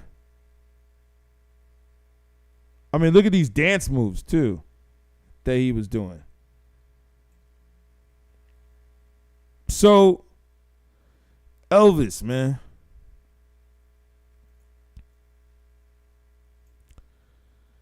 He was picking up a lot of that style. And I don't know if he went on to admit, he didn't like really admit like, oh yeah, I learned from all the black people this whole swag and this whole style.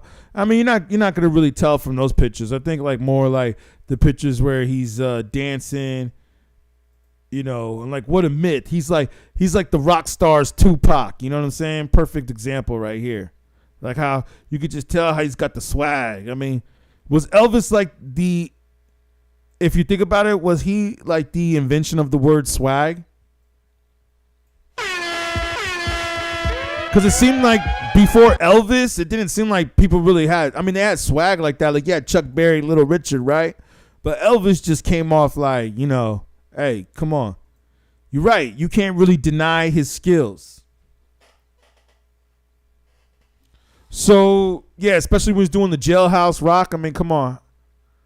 How many white people were singing about being locked up back then? It's almost like, you see, it's all connected, you see?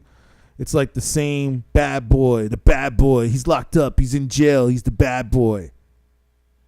Jailhouse Rock. You know what I'm saying? So it's like everything that's going on right now in hip hop and a lot of this that was going on back then in rock music seems like it's all part of the plan, y'all. But I will say this, though, that even though it all seems like it's part of the plan, I will say this, though. That yes, it's definitely connected. It's definitely connected. So my point is, man, with Elvis,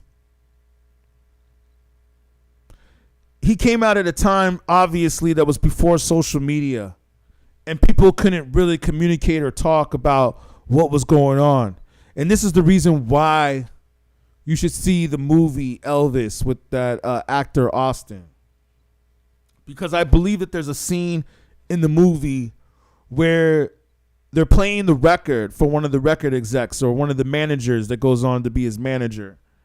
And before he is introduced to Elvis or knows who he is, he listens to the record because, again, there was no social media or visuals back then. So the way to hear somebody was that you listen to the record or the tape or cassette. But I think this is actually before cassette tapes. And he said, oh, that sounds good. He's like, yo, you should put him on your next show. He said, yeah, but you know what, though? They won't put Negroes on the next show. And he said, well, you know what? This man right here is no Negro. When they heard Elvis on a recording, they thought he was black. They said he talked black. Can we get the likes up on TikTok on this? And let's get the follows up, man. We speaking some knowledge right here, man. Thank you. Thank you, Delia Shaq Mills, for the follow. I appreciate you. I appreciate you. Let me see what you're saying, Kentrell. Benzino did went to Harvard while running the source. Yep. See? Shout you out, Dante. Thank you for doing the research. Thank you. I appreciate you saying that. You're right. Benzino did go to Harvard while he was running the source. Thank you. Thank you, Joe, for the follow. I appreciate you. Contrell, let me see what you're saying. Thank you, Joe, for the follow. That's what I'm saying. I'm hoping you guys are enjoying what we're doing here, because the more we do this, we're going to get the message out there. You know, I was actually about to sign off on YouTube, but I think I'm just going to let it ride. But forgive me, YouTube, if I'm speaking too much to TikTok. You know, sorry, TikTok. YouTube is a little bit jealous of y'all right now. And I want to say shout out to TikTok, though, because y'all are active. Hey, let me tell you, man, if that's where the attention is going, then that's where I got to show the attention. I don't know. Maybe sometimes YouTube wants to do some funny things with their algorithm. Is that why now you have Spotify and all these others? I don't want to say the other competitor's name, but I think some of y'all might know who I'm talking about, are trying to compete. Well, it's like, come on, let's get it together over here. With all the subscribers that we have, you're right. We should have way more people watching on YouTube. I got less followers on TikTok, yet we have over 6,000 likes and nearly thousands of people that have watched this stream on TikTok. It's amazing.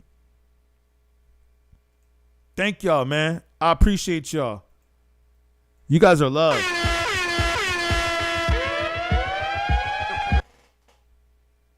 By all means, not create a Control Shady show. Well, yeah. Hey, well, you know. Her father regardless. Okay.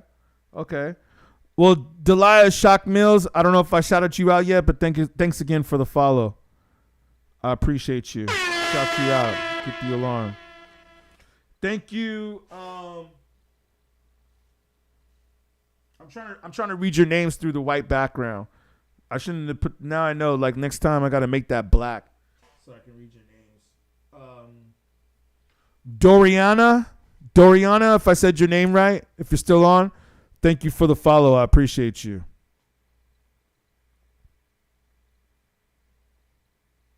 All right, here we go. Let's keep this going, man. I feel like we on a movement right now. Okay, here we go. Illuminati talk. I like this. Sold. Okay. I can't even pronounce your name because it looks like it's actually in what is that? Farsis, or what do you call that? Not Arabic. I was gonna say Arabic, but it looks like maybe Hebrew. Okay, so looks like we touching some people. He says, sold soul to Satan for stardom. You know, they had the bloodbaths. Yeah, but who you talking about? You talking about Eminem? Oh, thanks, Dante. I appreciate you coming back on. Why does TikTok keep kicking you off? That's weird. I've never heard that before. Hey, thank you. Thank you, Winston King Artist. I appreciate you. I appreciate you too. Thank you so much, man. Yeah, you know what? Ask me some questions, TikTok. I'm here. I've been on this call for over 3 hours.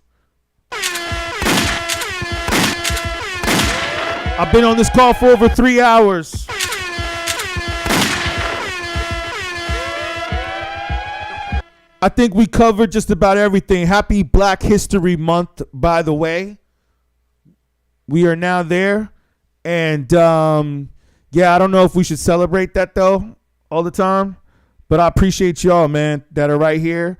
Go ahead and ask me some questions. I think I might be able to take some of you guys on here if you guys want. I don't know why they keep kicking people off or if they're kicking people on. But, yeah, man, I think we pretty much covered everything that we needed to cover on this call.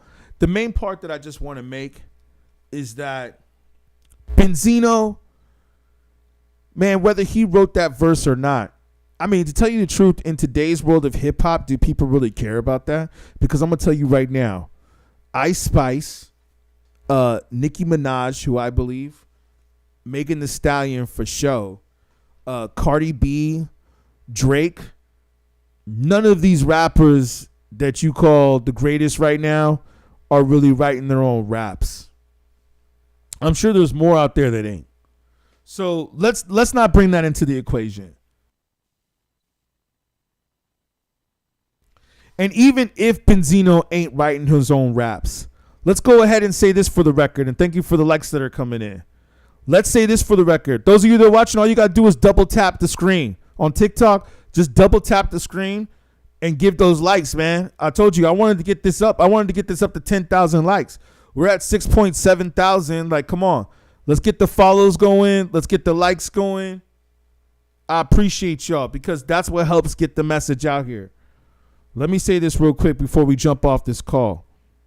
I know I always say that and then I stay on for like another hour. But let me say this real quick. I mean, if you guys want me to keep going, I can keep going on this. You tell me. If there's anything that I missed, you tell me what I missed. I will keep going on this subject if I need to. Okay? But I'll tell you right now, man. This battle, some of you stans have said that Eminem does not need to respond. Take a sip of my coffee real quick.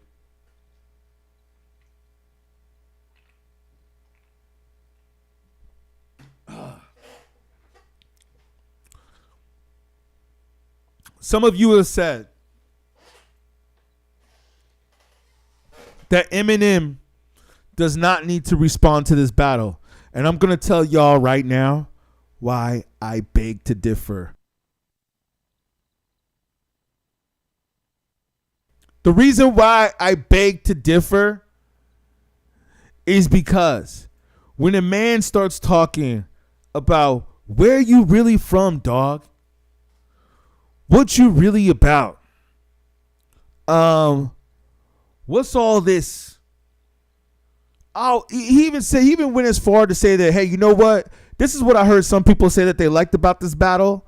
What I heard some people say is that they said, hey, he didn't come at him with that race stuff like he did last time. Like the other time he was coming with the, like, you know, you white boy and this, that. And, you know, even though he did call the song Rap Elvis, but he didn't really come with all that white boy stuff. This time he came with more like, are you who you claim to be? Is that what's going on now? Are you really who you claim to be? Because, hey, man, I know people from Detroit. And they say that you don't be out in the streets. As a matter of fact, they said that they didn't really see you in the streets. And then once you became famous, they definitely didn't see you in the streets. You see, that's my point. That's the reason why I believe that people can respect Benzino here. I believe that people can respect Benzino because basically we know that he's a street dude.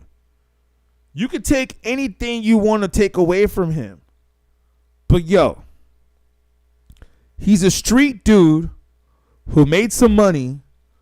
And thank you, Dante, for clearing it. He did go to Harvard while he was running the Source at a very young age. That definitely takes a mind of a hustler to be able to do something like that. So no matter if you want to disrespect him or say this or say that, I bet you that he's doing a lot more than most of y'all stands.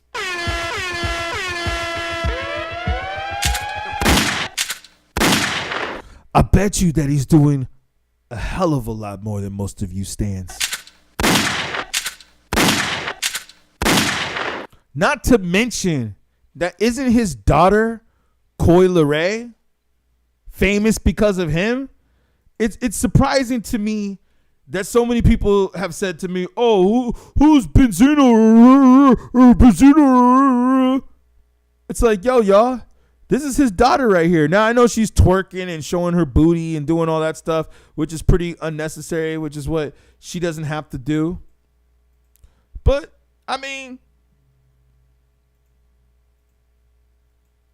she's pretty famous.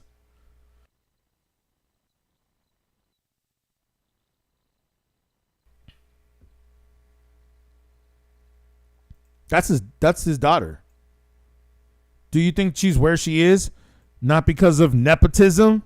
Now, do I like her music? Do I listen to her music? No, I don't really know nothing about her music. I think she's an industry plant. I think that the reason why she's where she is because of Benzino. Coi Leray would not be on the radio or be out there, or people would know of her if it wasn't for her dad, Benzino.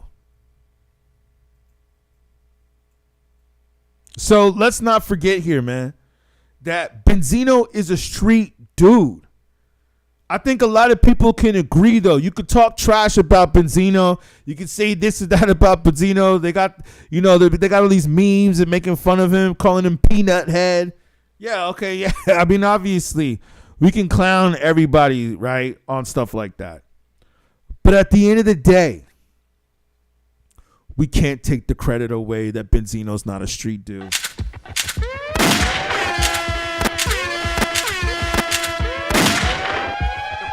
He's a street dude. You got nerds, and then you got street dudes. You might have other more, personality types, obviously, than that. But you do have, like, what do they say? Book smart and then street smart. And I think that's the whole purpose of this. Now, did Eminem ever claim to be a gangster? No, he didn't. Not that I know of. Well, the fact that Benzino did put him on blast, which I didn't even know. Like, to tell you the truth, y'all, I went and did my research yesterday. That's why I say thank y'all for following. Thank you for the likes. We're almost at 7,000 likes on TikTok. Thank you. I appreciate y'all, TikTok. That's the only reason why I'm still on the stream is for y'all. I've been on the stream for nearly 4 hours. Yo, 4 hours I've been on the stream. Haven't ate nothing. I was going to eat before I did this stream, and I said, nah, I'm going to just do this stream. I haven't ate for 4 hours, man. I mean, a lot of people can go longer without that, but I'm just saying, though. It's like what? It's dinner time right now, right? So I appreciate y'all watching me right now. Shout you out. Thank y'all, man. I appreciate y'all. So yeah, man, this is what I'm saying, man. He said like, oh, yo, you ain't gangster. Because didn't he say that M was waving a fake pistol, or not a fake pistol, but an empty pistol?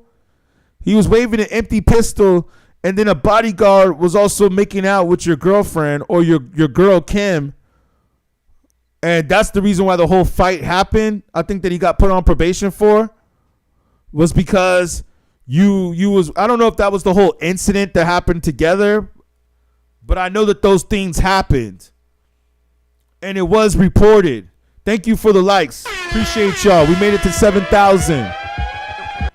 Thank you. We made it to 7,000.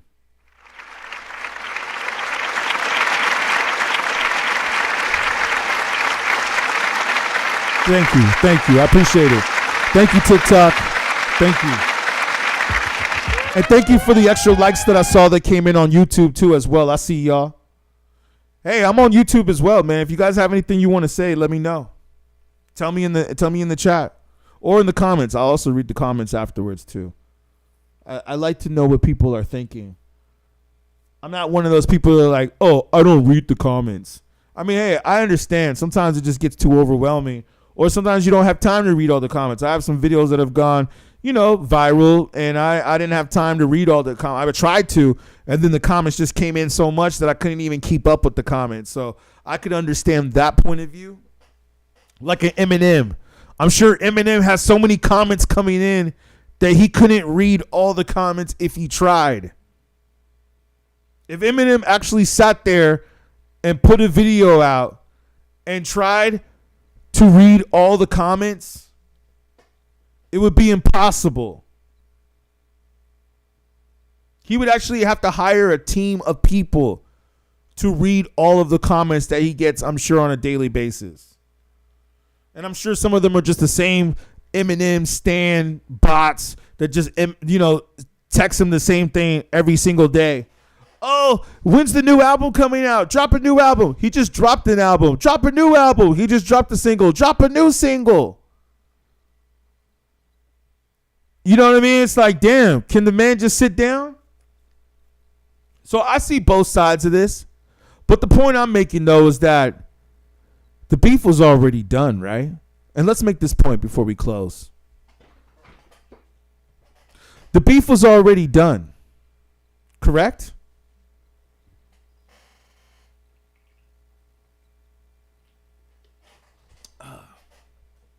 The beef was already done. And then M decided to diss Benzino on that Doomsday track, right? He decided to diss him on the Doomsday. The giraffe line. And I get it. I get where Benzino is coming from. He was chilling, right? Didn't he just do an interview with Math Hoffa where he basically said, hey, you know what? I ain't got no more beef with dude. That's done. Here we go. Here we go.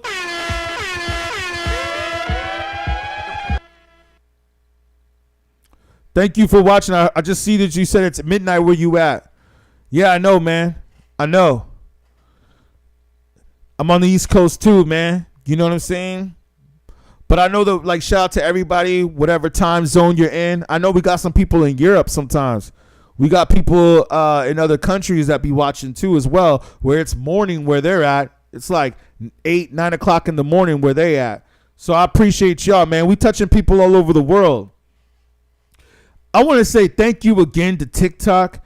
I think that this is one of my most successful streams that I've had on here. I want to say thank you guys that have made it right, man. I mean, let's see. We hit over the 4,300 mark too.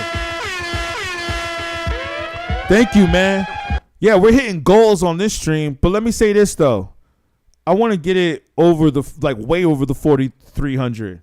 Like, thank you that we hit 4,000, over 4,300 followers on TikTok. Thank you. I forgot what the number was before I started this stream, but I think I gained quite a good amount of followers on this stream. So thank you guys too. Don't worry, I'm going to be doing more of these, and I hope you guys follow the videos and like the videos that I'm doing, especially the shorts. The shorts. I put a lot of time into it, man. As you can see, I mean, I've been on this call for nearly 4 hours right now, right? I thank you. Thank you, YouTube. Thank you, everybody. And we might start doing these, more so maybe Q&A. Maybe people that I'll do like a private call with if they have questions. Thank you for the likes coming in. Let's keep the likes coming in, man, so we can get this to 10,000 before we jump up out of here.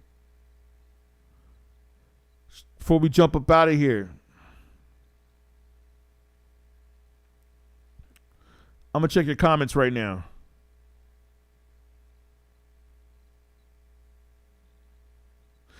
Yeah, how people compare M with Tupac and Biggie.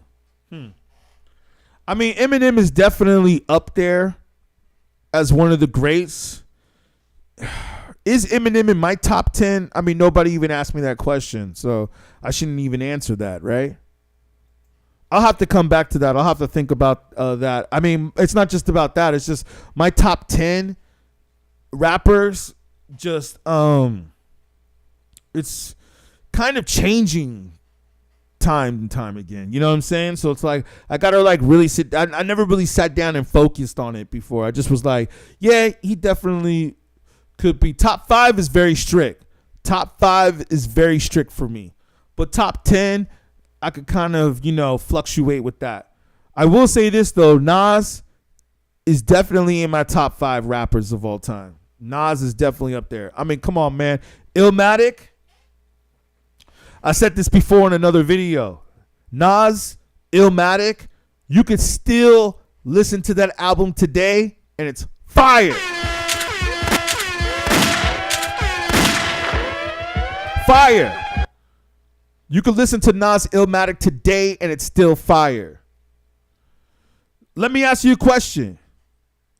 Thank you for the likes that are coming in. Let me ask you a question. Let's get this to 10,000 likes on TikTok. And I hope you guys are following too. I want to see a few more followers come in. Let me ask you a question. Some of these rappers like 21 Savage, even some of the latest Drake albums that just came out.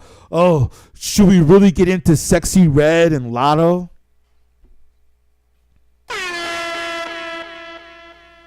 Not to mention some of the current stuff that just came out with Megan Thee Stallion and all that trash. Remember what was the line from Megan Thee Stallion? I don't want to curse on this live because when I curse, they always flag it. But what did she say in her line Hiss, where she's battling Nicki Minaj, where she said, where she was talking about the Kardashians, and she said she was talking about her punani. That's not a bad word, right? TikTok. Hopefully you're not gonna flag the video. That's not a bad word. And she said, "Oh, her punani so good she might get managed by Kris Jenner next. She might get managed by Kris Jenner next." Get that up out of here, man. That shit was trash. That was trash, man. That was like one of the worst amateur elementary bars I've ever heard. I think Ben Shapiro had a better verse than Megan Thee Stallion. Ben Shapiro and Tom McDonald had a better verse, had a better song than Megan Thee Stallion and Nicki Minaj put together. And I'm not saying that that's a good thing. I'm not saying that that's a good thing.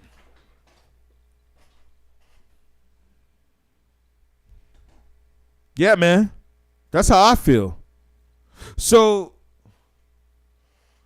hip hop needs to go back to a state of lyricism. It really does, man. We're at the point now where rap has just become so much trash that the bar has just been so low. It's been so low. And I got some other knowledge that I want to really portray to you guys on TikTok right now. But first of all, before I go really deep into it, I'm going to need some of you guys to follow. Okay, I'm going to need some more of you guys to follow. I see we got like nearly 100 people on this stream right now. You know, can we get some of the followers up? I'm not even asking y'all to send any money or anything like that. I just want to build the community so we can have these discussions, which is important. Thank you for getting the likes though up. Let's get the likes up. Let's get it to 10,000 likes. Yo, did you hear that, YouTube?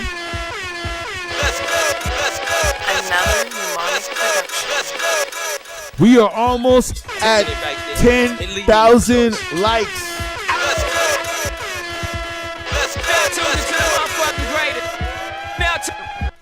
Now tuned into the motherfucking greatest. We are almost at 10,000 likes. Thank you. Let's keep it going.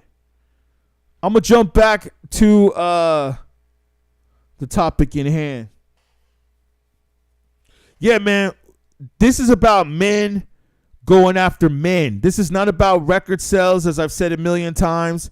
This is not about who has the better career. This is not about who's more rich.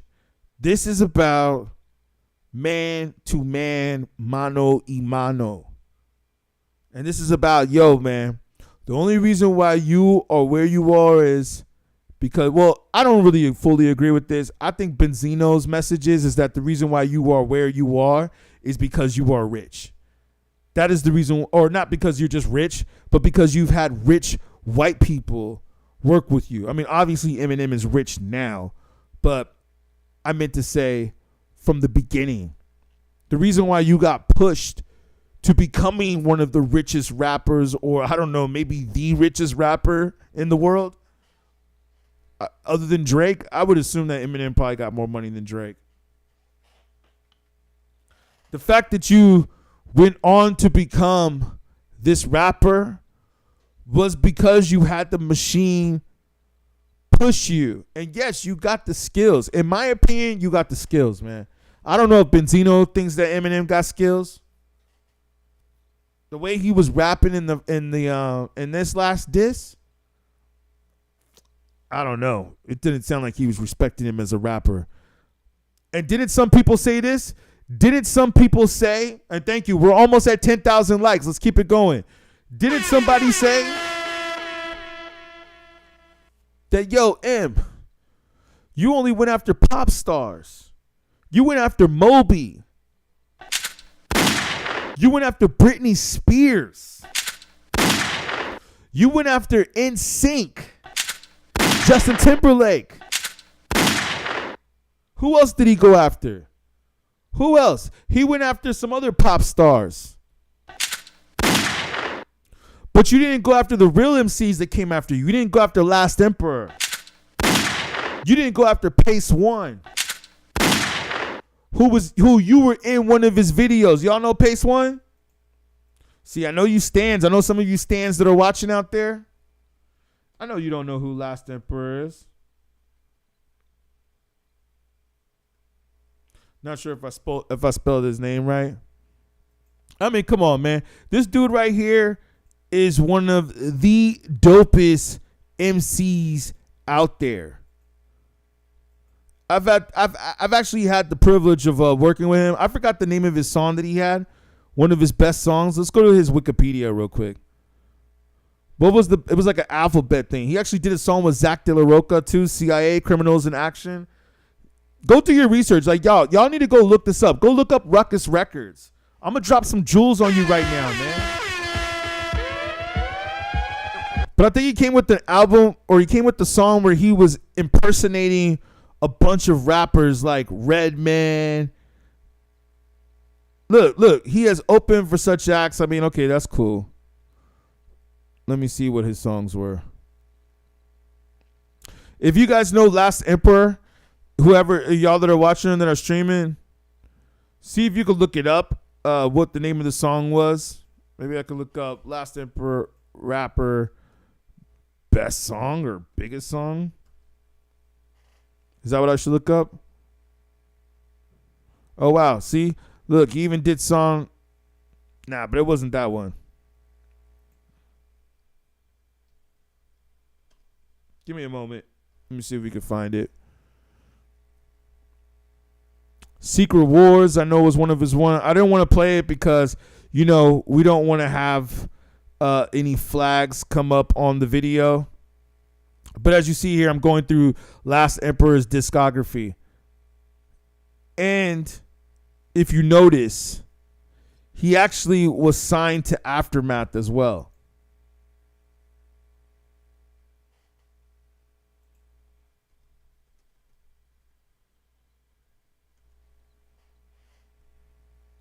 Yeah, man.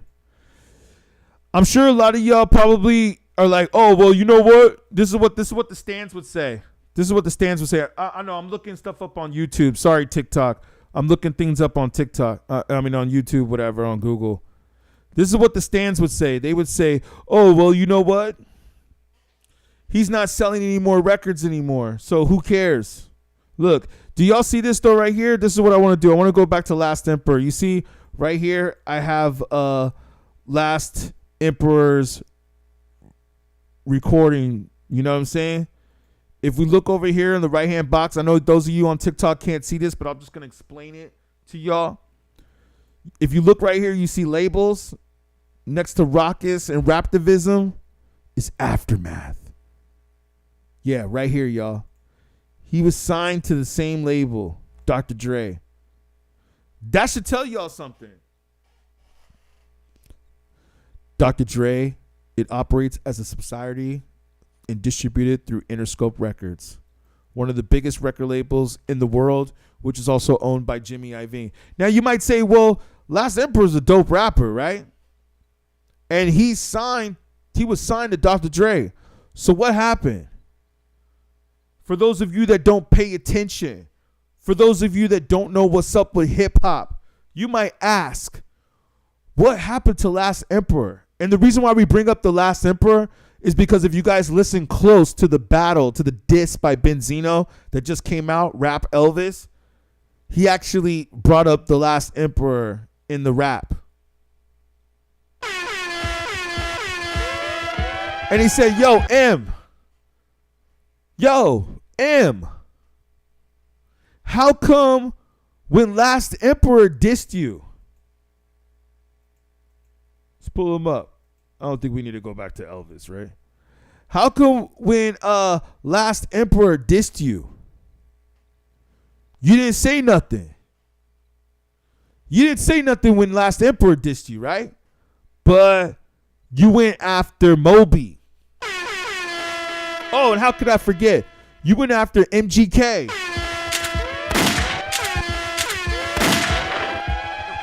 Like Benzino said, how you gonna let Vanilla Ice diss you?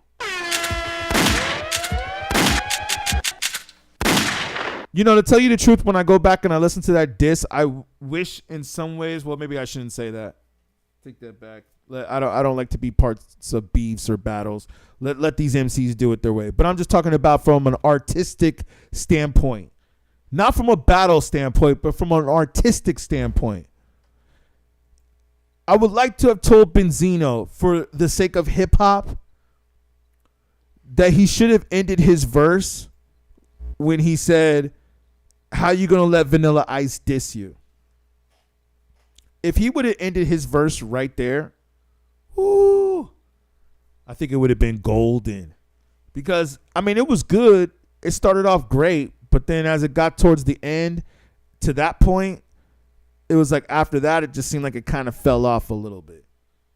And I was like, it seemed like he really wanted to put those lines in there, like where he about, like, yeah, man, you can't mess with me, or like, I'll box you up. I mean, that might have been a little bit before that, but then it sounded like he said the same thing again after that. And it was just kind of like, I don't think you really needed to say that. And sometimes people don't understand that less is more. I mean, there's plenty of times like this video right here. I've been on this call for what, 3.5 hours? Really 4 hours, because we started 30 minutes earlier on TikTok.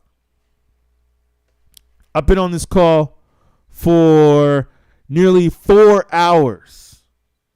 Okay? And I'll say this.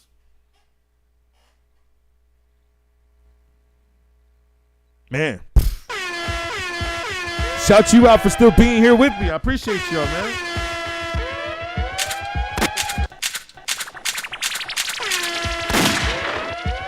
But let me say, man, he said that supposedly Last Emperor dissed you. And you didn't say nothing when he dissed you. Now, I never heard that song, or I'm not familiar with it. I'm sure I could look it up and do my research. But hey, I believe it. And the point is that M didn't want to seem to go after real MCs. Now, who knows? Maybe the streets, maybe Cassidy, maybe Cannabis, maybe they believed in it. Maybe even Last Emperor. Who even knows? Maybe Last Emperor actually is the one that wrote this verse. Could that be? Let me zoom in here. Could it be?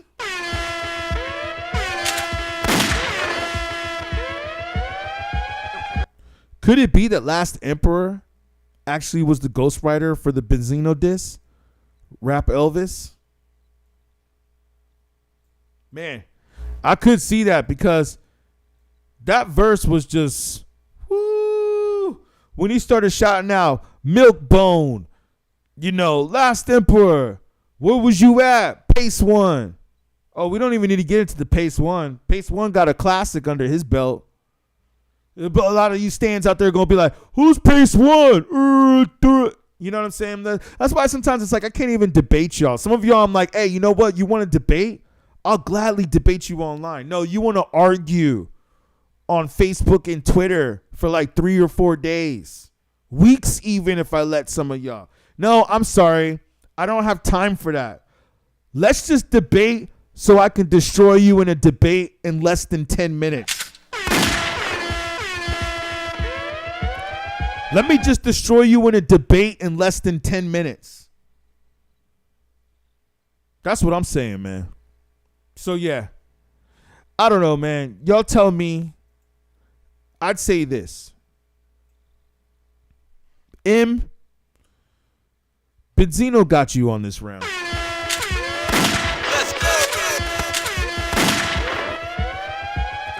If we're talking bar for bar, like Charlemagne said, if we're talking bar for bar, verse for verse, Benzino got you on this one, and you need to respond now.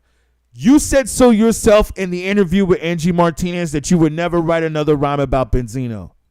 And then you decided to bring his name up years, literally years later, on this trash-ass role model remix trap Lemonade Doomsday beat. And then Benzino came back and said, I'm pissing all in your lemonade, you little midget. You know, just whatever, dude, I'll crush you in real life like you ain't nobody. You just where you are because of the industry. Because the industry painted you as the golden child. Eminem has definitely been called out. And you're right. He could sit back and play a Drake where Drake didn't even respond. Now, Eminem, thankfully, comes from a different generation where he's not going to respond on an Instagram post. I got to tell you, Drake, that was the most feminine beta male activity I have ever seen. Where Pusha T dissed you so hard that he turned you into a father. And I'm not talking trash. I'm not talking trash. I'm just saying what I see in hip hop. And the fact that he dissed you so hard that he turned you into a father. That all you could do was respond with an Instagram post? That was all you could do was respond with an Instagram post? Eminem obviously comes from a different generation, and he will not behave that way. At least let's not hope. Or let's hope. Let's hope so. Let's not hope that he does some shit like that. He's either going to respond or he's not going to respond. And if he's asked the question in interviews, which I doubt because Eminem doesn't really do interviews anymore, I'm sure for the sake of that reason, I said, you have to respond to this. You have to respond to this. You don't have to respond to this. You could say you're the GOAT. It's not worth your time. But if you talk about you're so hip hop, this man basically called you out and said that you ain't hip hop. I mean, I don't know if that's what he said, because we all know that Eminem is hip hop. He is hip hop.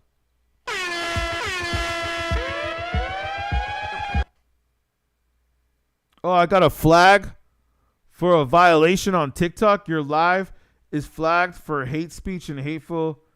Repeated could result. All right, yo. Well, whatever. Are we still there, TikTok? Because I just got a message that I got flagged for hate speech. How is that, man? How's that? We're talking about a battle, man. Jeez. Louise, TikTok is so sensitive. I appreciate everybody that's following and liking. Let's see if we can get some more followers. It's all good. Don't worry, TikTok. I was actually getting ready to jump off here. I just wanted to make my point. My point is this, man. I guess we're being too real. We're being too real. You see what I'm saying? You see how the algorithm, like you're right, Dante. You see how the algorithm censors real hip hop? But you know what, though? It's all good, man. I think we pretty much got the message across. I would really appreciate it if you guys let me know what you think in the comments. But other than that, please like and subscribe to the channel. And also, thank you for those of you that were on TikTok. Man, follow what we doing on beatGrade. We're going to do a little bit more. I'm going to see if maybe I could take one of y'all as a guest.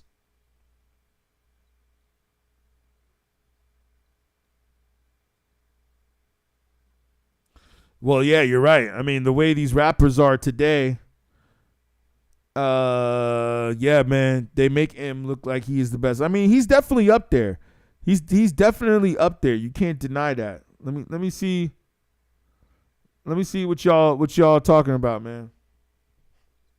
You know what I'll do on the next one? I think on the next one, I'm just gonna say, hey, just give me a call. I'll have a phone number where you guys can reach us at. Maybe I'll try to see if I can set that up for the call. And like I said, I thank you guys for following. We're going to go ahead and sign up out of here. I want to thank everybody on YouTube that was with us. You know, thank you, YouTube. I'm going to sign up off of YouTube. But you guys let me know what you think in the comment section, man. Like I said, this is a man-to-man, mano-y-mano. If somebody calls you out like that and kind of puts you on blast and says like, hey, man, where you from? Or you what you claiming ain't really real and you just where you are because of this and that, and you have the powers that be behind you. You don't really have to speak on that, but the way he put it was just so brutal in a way, man. We do have to kind of admit. Let's see if I could say just a little bit of this without getting flagged. I like where he said, this what happens when the Celtics play the Pistons. Swish. Woo. Bars. I was minding my business. You wasn't making type of noise these days. Forgive me. Let me try to see if I can read this correctly. I was minding my business. You wasn't making any type of noise these days. So a choice was made. Clout Chase Benzino and Coi Leray.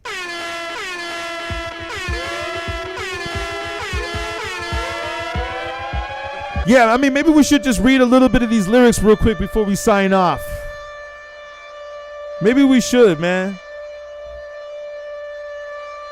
Yo, y'all see what's going on here? I was minding my business, which is true. Benzino was minding his business. I'm reading the lyrics right now to Rap Elvis. He said, I was minding my business. You wasn't making any type of noise these days, so a choice was made. Clout Chase Benzino and Coi Leray.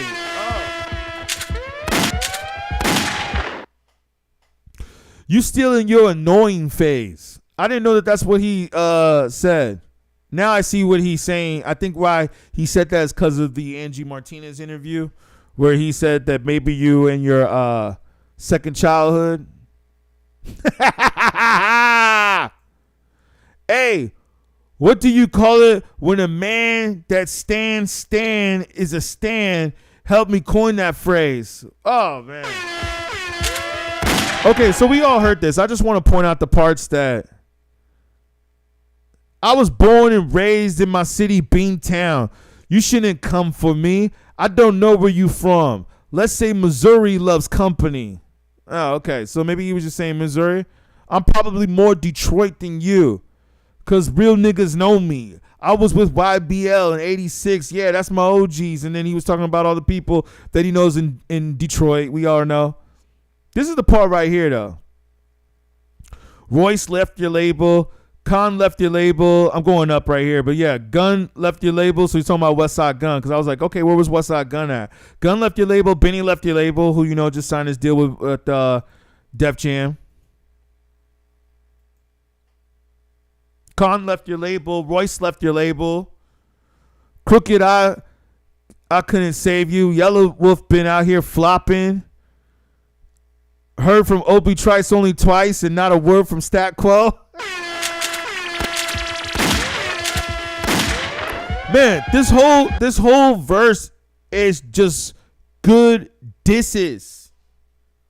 It's great disses. It's almost like that Joe Budden podcast before he got picked up, I guess, by the Illuminati, and he was just talking trash about Eminem. Isn't that funny when Rory and Mal were on Joe Budden, and he was just talking all this trash? He was talking all this trash about Eminem.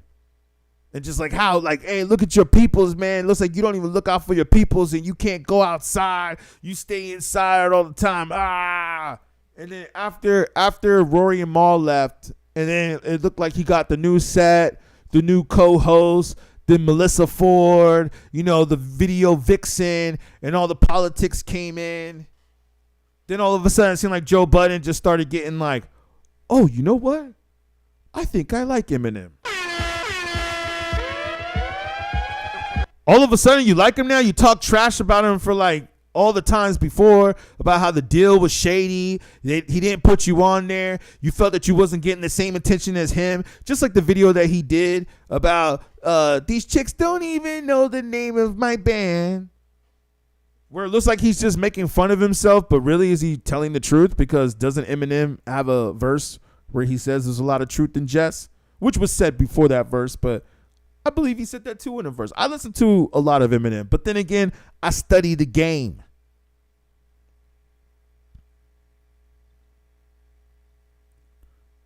Let's just he's Milkbone dissed you. Here we are right here. Milkbone dissed you. Last Emperor. See? This is the part I was telling you right here. Last Emperor. So we did our research on Last Emperor, right? Pace 1. Real lyricist, but you ain't go back at him, did you? Yeah, I don't know. He's probably right, man. I don't think Benzino could have wrote this, because this is pretty fucking dope. Excuse my French. Can we get a few more likes for the people that are watching before we get up out of here on TikTok? Same with you, YouTube. You diss Lana Del Rey, Moby, Iggy, your mom, your ex, Britney Spears, Will Smith, Nick Cannon, a retired Joe Budden, Machine Gun Kelly. Okay, how you gonna let Vanilla Ice diss you? That's where he should have left it right there. Yeah, man, Eminem's got to respond to this. He's got to respond to this, man. Let's not even go into the part where he talks about, hey, I'll box you, man. I'll box you up. I'll box you and your boys up. You can't mess like what did DJ Envy say? But at least he said it in a more real way where it sounds real. Yeah, like I said, man, Benzino's a street dude. That's the reason why you kind of got to give him his respect, man. He might not be the greatest rapper, but we can acknowledge that this man does come from the streets. All right, hey, I appreciate y'all for watching. Please like and subscribe. YouTube, I really thank y'all. Let's get this message out here. I might come back on this. We're going to see if Eminem responds. If Eminem responds, you can definitely expect me to follow up with that. Thank you guys for watching. Appreciate y'all. And